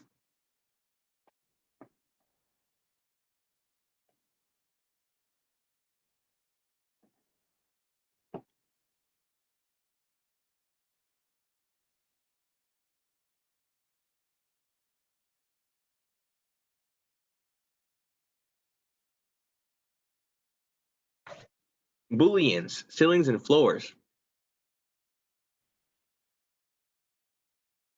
Booleans is a great idea. Tell me how you would use that. And while you're typing that, the person that said Booleans, ceilings and floors, remember what ceilings do? They round the number up. Floors round the number down. So if we could use those in some kind of way, but if we did, what would happen if A and B are like 0.0001 away from each other? Right? If you use ceilings and floors, then they will equate to the same value, and then we wouldn't be able to really compare them. So someone said we can check to see if A is greater than B is equal to true or not. That's true. So if we want to find out which one says the greatest, we could do is A greater than B. We get false. So A is not greater than B. So let's start. Let's add some. I guess I can't use. That's already a pre-used word. Let's do a minimum and a maximum. I'm gonna set both of them equal to A. We just did A is greater than B, and we got false. So what does that mean? Should we change minimum or maximum? And if so, which one should we change?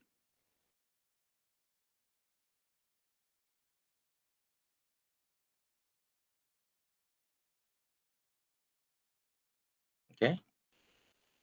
Good. So someone said that means that the maximum value would then be B. So we should change it to B. Right? Thus far. That's right. Thus far. Okay, cool. What do you guys want to compare now? We just compared A and B and we found out A is not actually the maximum. B is the maximum. All right, we're gonna give Charlie a try. So let's test B against C. Is B greater than C? That's false. Oh, so the maximum value is actually going to be Charlie. That's right, C. Okay. What about the minimums? Did we test for the minimums yet? Not yet. Well, how could we test for the minimums? Okay, yeah, we could reverse it. So is B, all right, is B greater than A? That is true. So A should still be the minimum, right? At this point in time. Well, let's test it against C. Is C greater than A? That's also true. So it looks like A was the minimum. And let's lo and behold our values for A.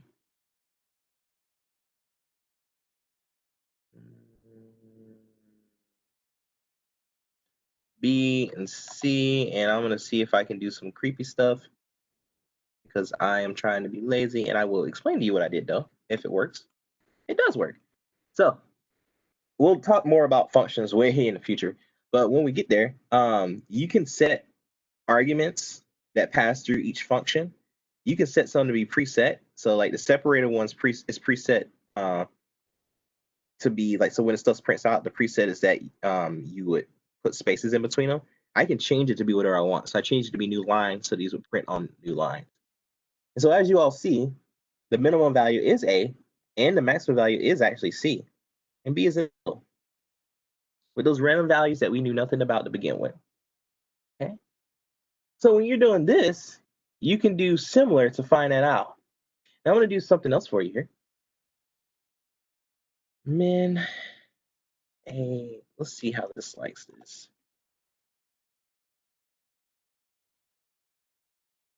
Oh, no, you don't have to set the values of the countries to random.random. That was me just trying not to actually figure out what those numbers are. If you want to in testing your code, you totally can. You can do that. You can do random.random. That's what I'm going to do when I test your code. So I'm going to do these first. Then I'm going to do random ones. And the reason I always do a different thing and I give it a random number between a certain range, the reason I do that is because I haven't had it happen in this class. I don't think it ever will happen this entire semester. But I have had it occur when someone tries to literally hard code it so that it literally will look for 7.7, 7.5, 7.9, 7.8, 8.1, 7.4, and 7.6. And that way they can just print out the result they already see here. So that is the reason why I use that. Plus, it's a cool little thing you guys just learned about, random.random. So you have to import random. That first random is the module. The second one is the actual name of the function. And it gives you a random number between 0 and 1. Okay. There are other functions within random, which we will talk about. Actually, the next assignment is not. Well, yeah, I'm gonna have you guys use random. I would plan on you using random within it. You don't technically even have to, honestly. I think I set it up so it doesn't have to be. Yeah, you don't have to use that. But it might be cool when you're running it because that'll be more true to how a roulette wheel works. It's a random number between you could even do, it's between 0 and 36. There's actually a double 0 on there too for those of you that have actually played. I don't think there's triples. I don't know. Someone told me there's a triple on here once. I don't know about that. But so you could have more values, take care of those. So like you can go from -1 to 36. -1 could be the double 0, and then 0 be 0. But so anyway, though, while we're looking at this, so what I just showed you was there's another function that's already pre-built into called min. And if you give it a list of numbers, it'll tell you which one's the minimum. But it'll only give you the minimum value. That's not going to tell you who has the minimum value. Guess what? There's one for maximum as well.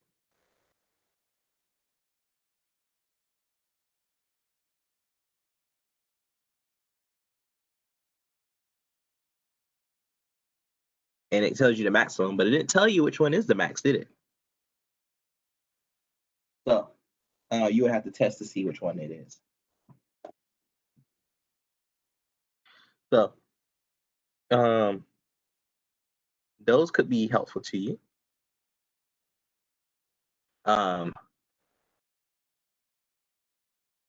I think even written out in pseudocode is a nice little plan out here of how you could do it, say, to get the lowest country.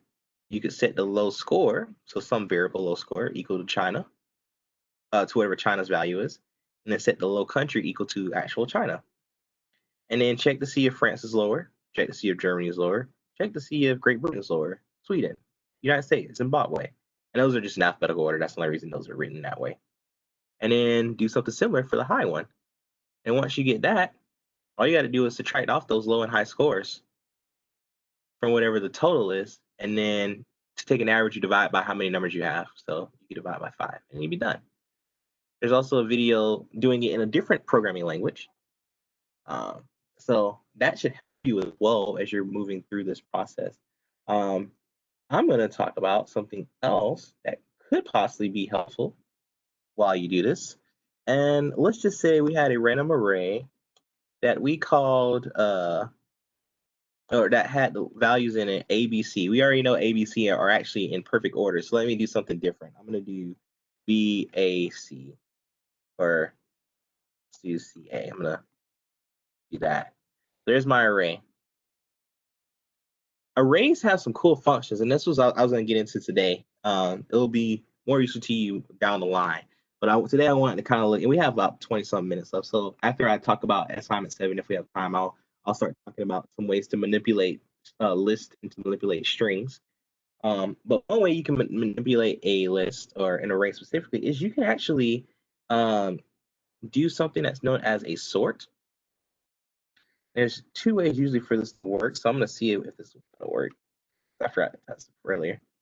But I'm going to put what the array is. I'm going to put dot because this is a list method. So it's something to work specifically on lists. And I'm going to do sort. And what that does is it puts it in ascending order. So now if I were to say print array, it's in the correct order.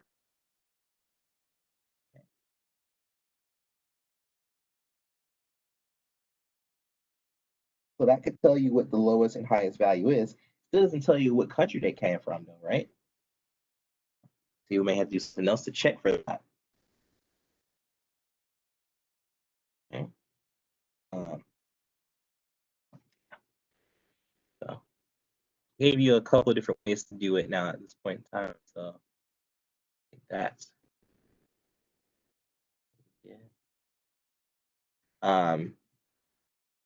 something else that may be helpful is that you can make a copy of a array. So I call it array. So I'm gonna reset what we had before. We had B, C, and A. And then I'm gonna call array 2 to be equal to the copy of array.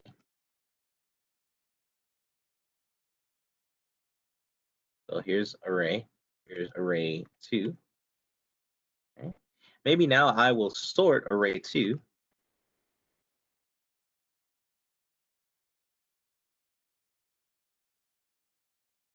But array still has stayed the same, and I was able to manipulate this to do what I need to. Now, I know what the lowest value is, right? It's over here. It's in the 0th index. I know what the highest value is. It's in the last spot that we have. So what I could actually do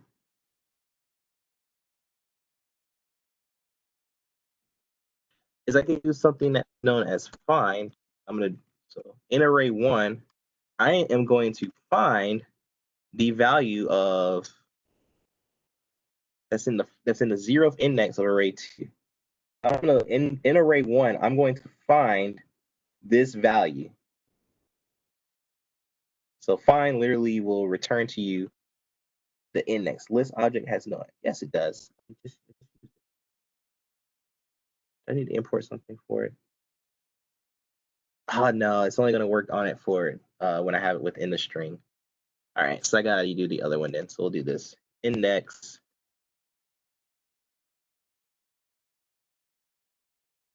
I'll use this one then instead. All right, so the find will only work on the string arrays. So index, what index does though, is it will do the same thing that find does. It searches for the value that you gave it within this array. And when it finds it, it tells you what index that's in. So imagine you had an index, you had an array of numbers all scrambled up. Maybe you made a copy of it and sorted it out so you could see where the smallest and the largest one is. Or just do a min on that array or a max on that array, like I kind of showed up here. Then all you need to do is find out, since you already know what the minimum value is, you can just search for it in that original array. It'll tell you exactly that spot where it is.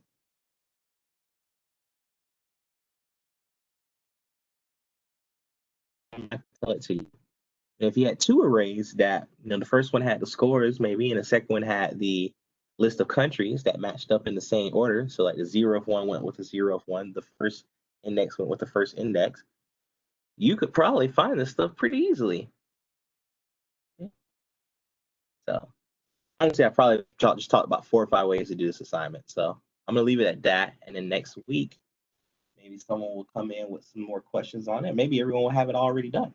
So let's look at, or before I move on, any questions about the Olympic judging assignment and what you're gonna be asked to do?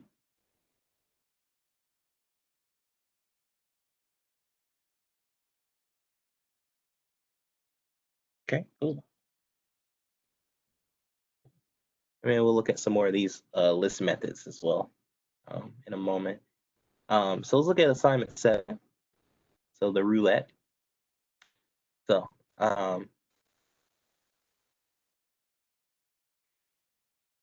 this is another assignment to help you practice with if, elif, and else statements. I don't know if you all have noticed now that understanding of conditionals is very important. You have to use conditionals within a while loop, right? So that you can get it to terminate at some point, so you can know when to continue and when to stop. You've used it you have in some assignments, you used it within your loops, within your code blocks. We just saw how useful it can be for even the generation classifier, right? So when you're trying to test something, conditional statements are usually the way to go. And it says possibly modulus to determine if a number is even or odd. So the idea here is we're pretty much going to have a roulette game go, except the user is going to tell us what the number landed on. So if you did not know how things are set up for roulette, this is how they're set up. If the number is from 1 to 10, the odds are red, the even or black. If the number is 11 and 18, the odds are black and the even are red. 19 to 28, it flops back and forth pretty much from there. And then for 0, it's green. So each pocket represents a color and also represents a number, and also represents even or odd. And that's how you place bets for it.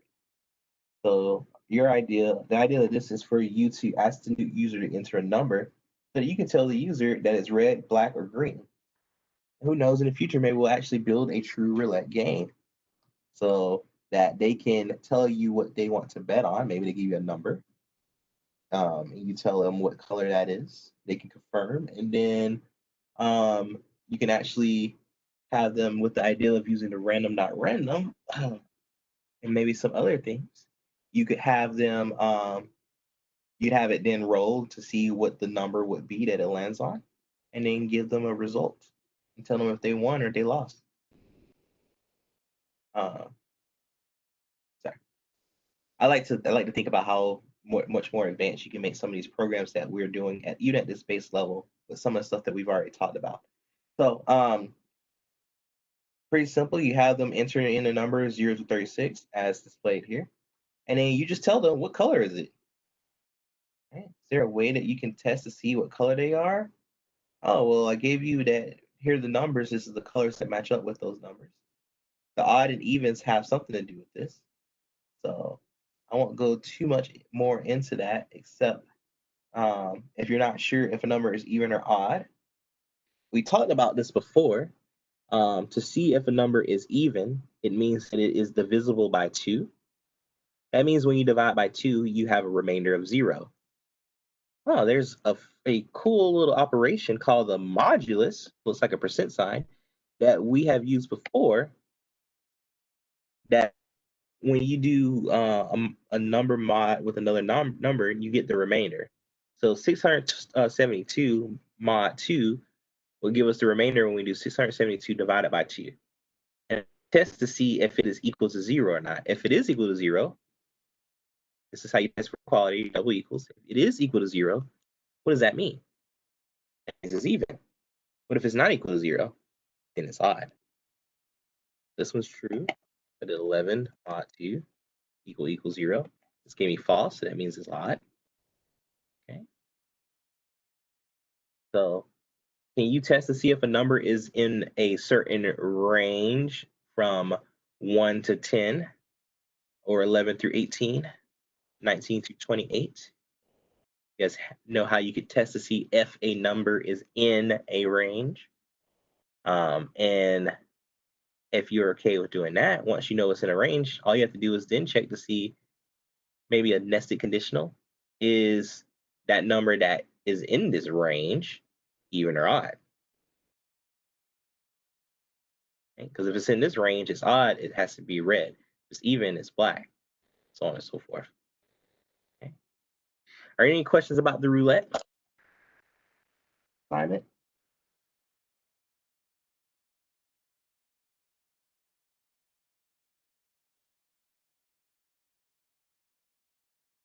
No? Okay. In that case, let us take a look at some of the other things I was going to talk about today. And they're just some string manipulations and some list manipulations. We already saw them. Here, I showed you about min and max.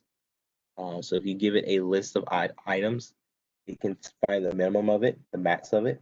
Shows you sort, how you can take the array and sort it. And notice how I didn't have to save it to anything. Once you sort the array, it is automatically sorted all the way through. You can't undo it. So that was why in this example here, I showed you how you can make a copy of it first. So a copy of it literally makes a copy of that array. I'm gonna. Someone has asked me in the past, why would you ever copy an array? Why not just set it equal to something, to another variable? Let me show you that. So let's do array. I'm gonna set an array equal to 2, 1, 3. Oops. Array equals 2, 1, 3. Okay, and then let us make array 2 equal to array. So what does array 2 equal? Okay. Let's sort array, the first one. So we get array is this. Let's see what array 2 is now.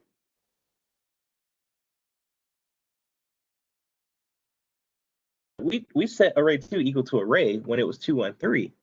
And we didn't sort array 2, we only sorted array. What's going on here? Anyone have any ideas what's happening here? Why did array 2 become 1, 2, 3 when it's set to array?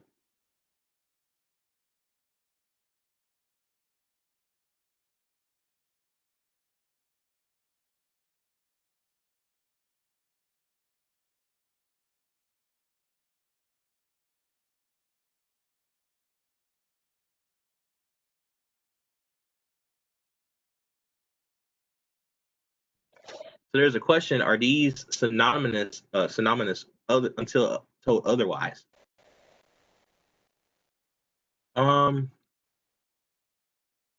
That is I'm trying to interpret what you mean by synonymous. So it is because when I set them equal, you didn't designate which are. So it doesn't matter. No, so this is the variable name. I can call this Bubba, call this Dodo, and if I did dodo equal to bobo, it still would happen like this. So it didn't matter about the R part. That 2 is just so I could differentiate between the variables. Okay. You'll see I do that a lot, and a lot of people do. And you'll probably start doing that too when you program. If you have 2, you're not sure what to call them, you'll just say array 1 and array 2, like putting the numbers 1 and 2. That does not do with it. But the fact that I set equal was saying that they are synonymous in a way. So when you set a variable, what it's actually doing is it takes this data in, and then it creates a little memory spot that says ARR temporarily will point to object 213. So this guy points to this information, to this data, I should say. Okay. So when I say array 2 equals R, that means this array 2 is pointing to array. Well, what does array point to? 213. It is pointing to it. So when if I say print array 2, it goes and say, hey, array 2, I'm really array. What's array? And then it says, oh, array is this. It's 213. So that's what it prints. That's why this worked here. Sorted array. Yeah. I'm glad some of you guys are getting it now. When I sorted array changed from 213 to 123. Did array 2 change? No, array 2 still says I'm pointing to array. I am still looking at whatever array is. So array did become 123. Array 2 says, oh, I know what array is. It's 123. So this is why it's very important if you were to say do some sorting in order to test to see where something was smallest or largest. While it would be important possibly to make a copy before you were to do so that way you have your original fall back on. Okay, because otherwise it will be gone, and you would not know what you had originally. All right. Excellent. And that's very important. It's in some of the older languages, especially if you're looking at C++, the idea of understanding where these pointers are is very, very important. It still exists in everything else, but most people would honestly just forget about this. That's why like I said, I had students say, "Why did you use copy?" This is why I use copy, because I want to save what I had originally. I'm pretty sure I've asked that question myself whenever I first started programming, and I saw an instructor or somebody use copy. I'm like, why don't you just save it to itself? Well, this is the reason why you would not do that. Okay. But maybe you would, right? Maybe you would. Maybe you didn't need to save the original at all. Then there would be no reason to. So that's also something to think about.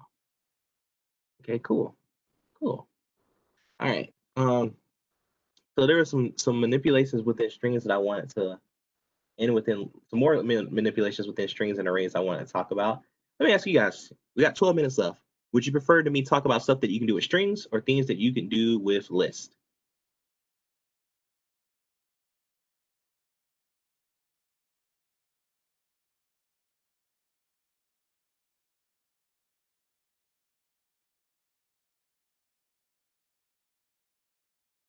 We have a resounding number of lists.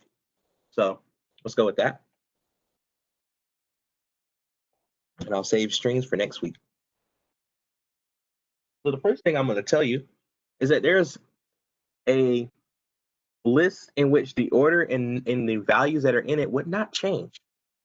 A lot of people think of this data collection as not even being a list. When I was first taught it, I was taught it is a list. It's just one that it cannot be changed. It's called a tuple. Okay? And a tuple is cool because it can't be changed. It has indexes and positions, but it cannot be changed. You can't change those values in it.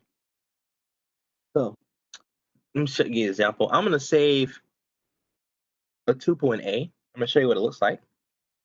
Instead of like the lists that we've seen before, and you have curly brackets, some other types of lists they have square brackets.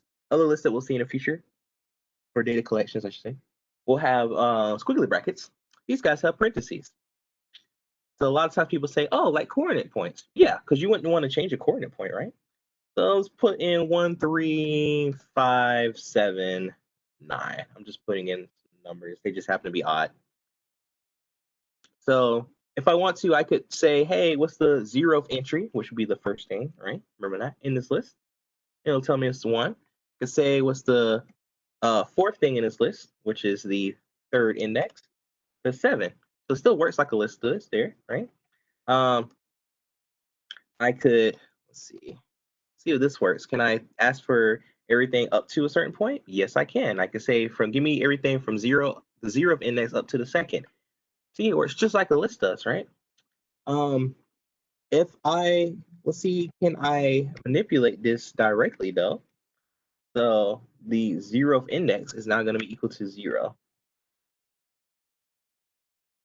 What does it say? Error. Tuple object does not support item assignments. You cannot change, as I mentioned before, you cannot change what's in here. Now we could of course set a equal to 0, 3, 3, 5, 7. Ooh, man, 7 and 9. And now that's exactly what A is. But I can't go in and say, hey, in this tuple, change this part to this number now, like I could do with a list. Okay. So that can be very useful at times. Other cool things that people use tuples for are, let's say we have points A and B, and I said, what makes it a tuple? Those parentheses around it. That's how you know it's a tuple. And so the characteristic of it being a tuple would be that, again, you treat it like a list and do things with it like you would with a list, but you can't change its values. You can't alter them. So people use tuples in this way. Well, they'll make like this here, tuple AB, and they'll say this equals 2 plus 3, and then maybe they'll do like this. So I say what's 5 plus B, 1. So that way they could do multiple operations within one thing. Like, I need to save a bunch of information. Oh, I'll just make a tuple of it. Can A be manipulated now? A is equal to 7. What's A? Yes, it can be. So using tuples in this way can make coding a lot faster and more efficient. The reason is because I can create a tuple of variables, but I can change each of these variables independently because I'm not changing the tuple itself. I'm just changing the variable, which, as we saw before, I can change variables all day. Okay. This is actually something I used to use a lot when I first took my intro to programming class, and I was doing it in Python, just like many of you are. When I learned about tuples, I was like, why didn't we learn this at the beginning? You know how many lines of code I could have saved? How many times I set different parameters equal? Like earlier when we did the MATLib thing where we could the sentence concatenator, right? Could have put all that in a tuple if I wanted to. Something else I could have done. Of course, like we mentioned, the print statement was the easiest way to go. Just do it all in one thing.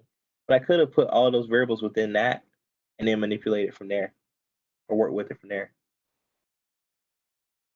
Okay. So yes, that's the tuple. So one important thing when it comes to lists is understanding where the positions are. Remember that we start at the 0th index. Then we go 1, 2, 3, and then keep going from there. We always start at 0. Why is that important to remember?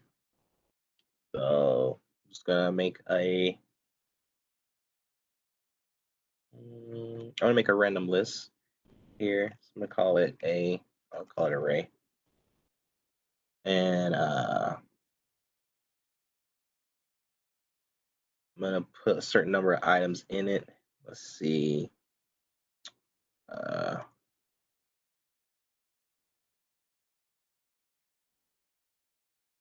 Import random still? Yeah, I do have random here still. All right, I'm gonna do random ran int for x in range. Let's get 5 numbers, and I'll teach you about that later. Come on, what does it say? Oh, I'm missing the range for that integer. Give it 0 to 10. Okay, cool. So I just got 5 random numbers, random integers, excuse me, to build this list here. So if I wanted to say, if I ask what is the 4th index, then you all know to go 0, 1, 2, 3, 4. So the answer should be 3.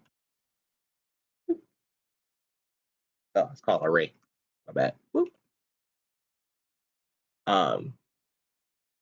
If I wanted to say what are the numbers between 1 and 3? So 1 starting at 1 and ending before you get to the 3rd index, that would be at the 1st and 2nd index.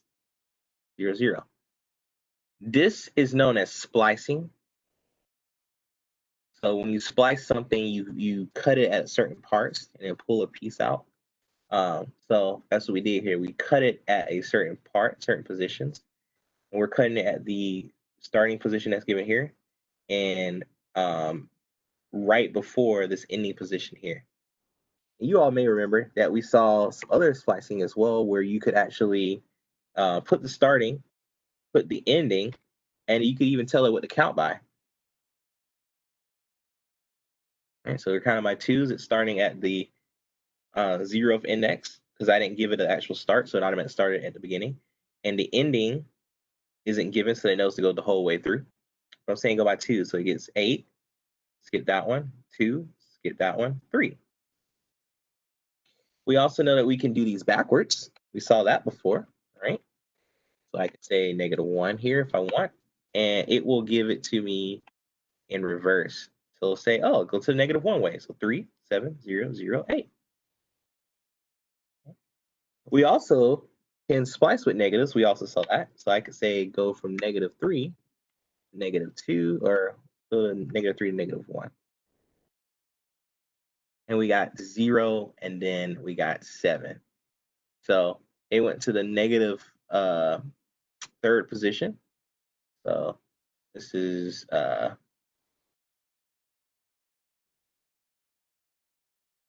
yeah, so it's 1, and then 2, and then 3.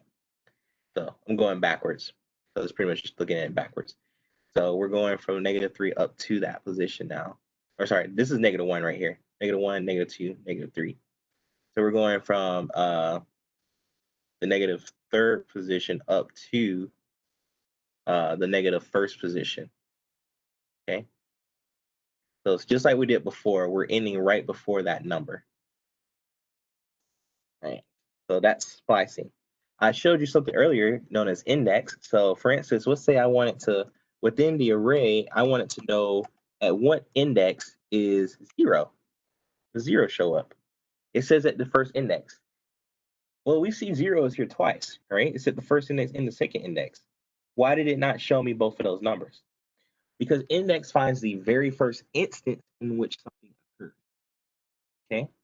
So you couldn't, if it happens, if it's in there multiple times, you wouldn't be able to know that from index. So there's another function for arrays known as count. So maybe I want to just check to see, is that the only time this happens? So count how many zeros are in there. It says there's 2 of them. And so now I know, excuse me. So now I know that it returns 1 at index 1. There's another one somewhere after index 1. How can I find the other one? Well, I know at index 1, so array index 1, there's a 0 there. And that's the first time it sees something. But what if I go to array from index 2 onward to the rest of it? And then I did index, and then I did 0.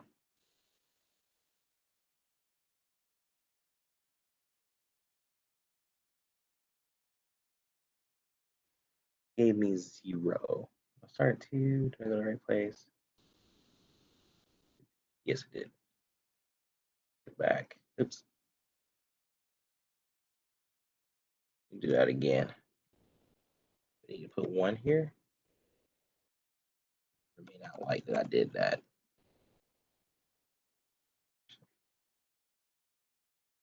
Okay, yeah. Okay. Okay, yeah, I did it right. So index returns, I got confused by what I did here. So I'm looking at array from 2 onward. So because we actually know what this looks like, that would be 0, 7, and 3. I said, where's the 0 at? And it gave me 0, which would be correct. It'll be at the first instance of this guy, which would be the second one. Okay. So I showed you all copy. There's other stuff too. So if I did array dot reverse,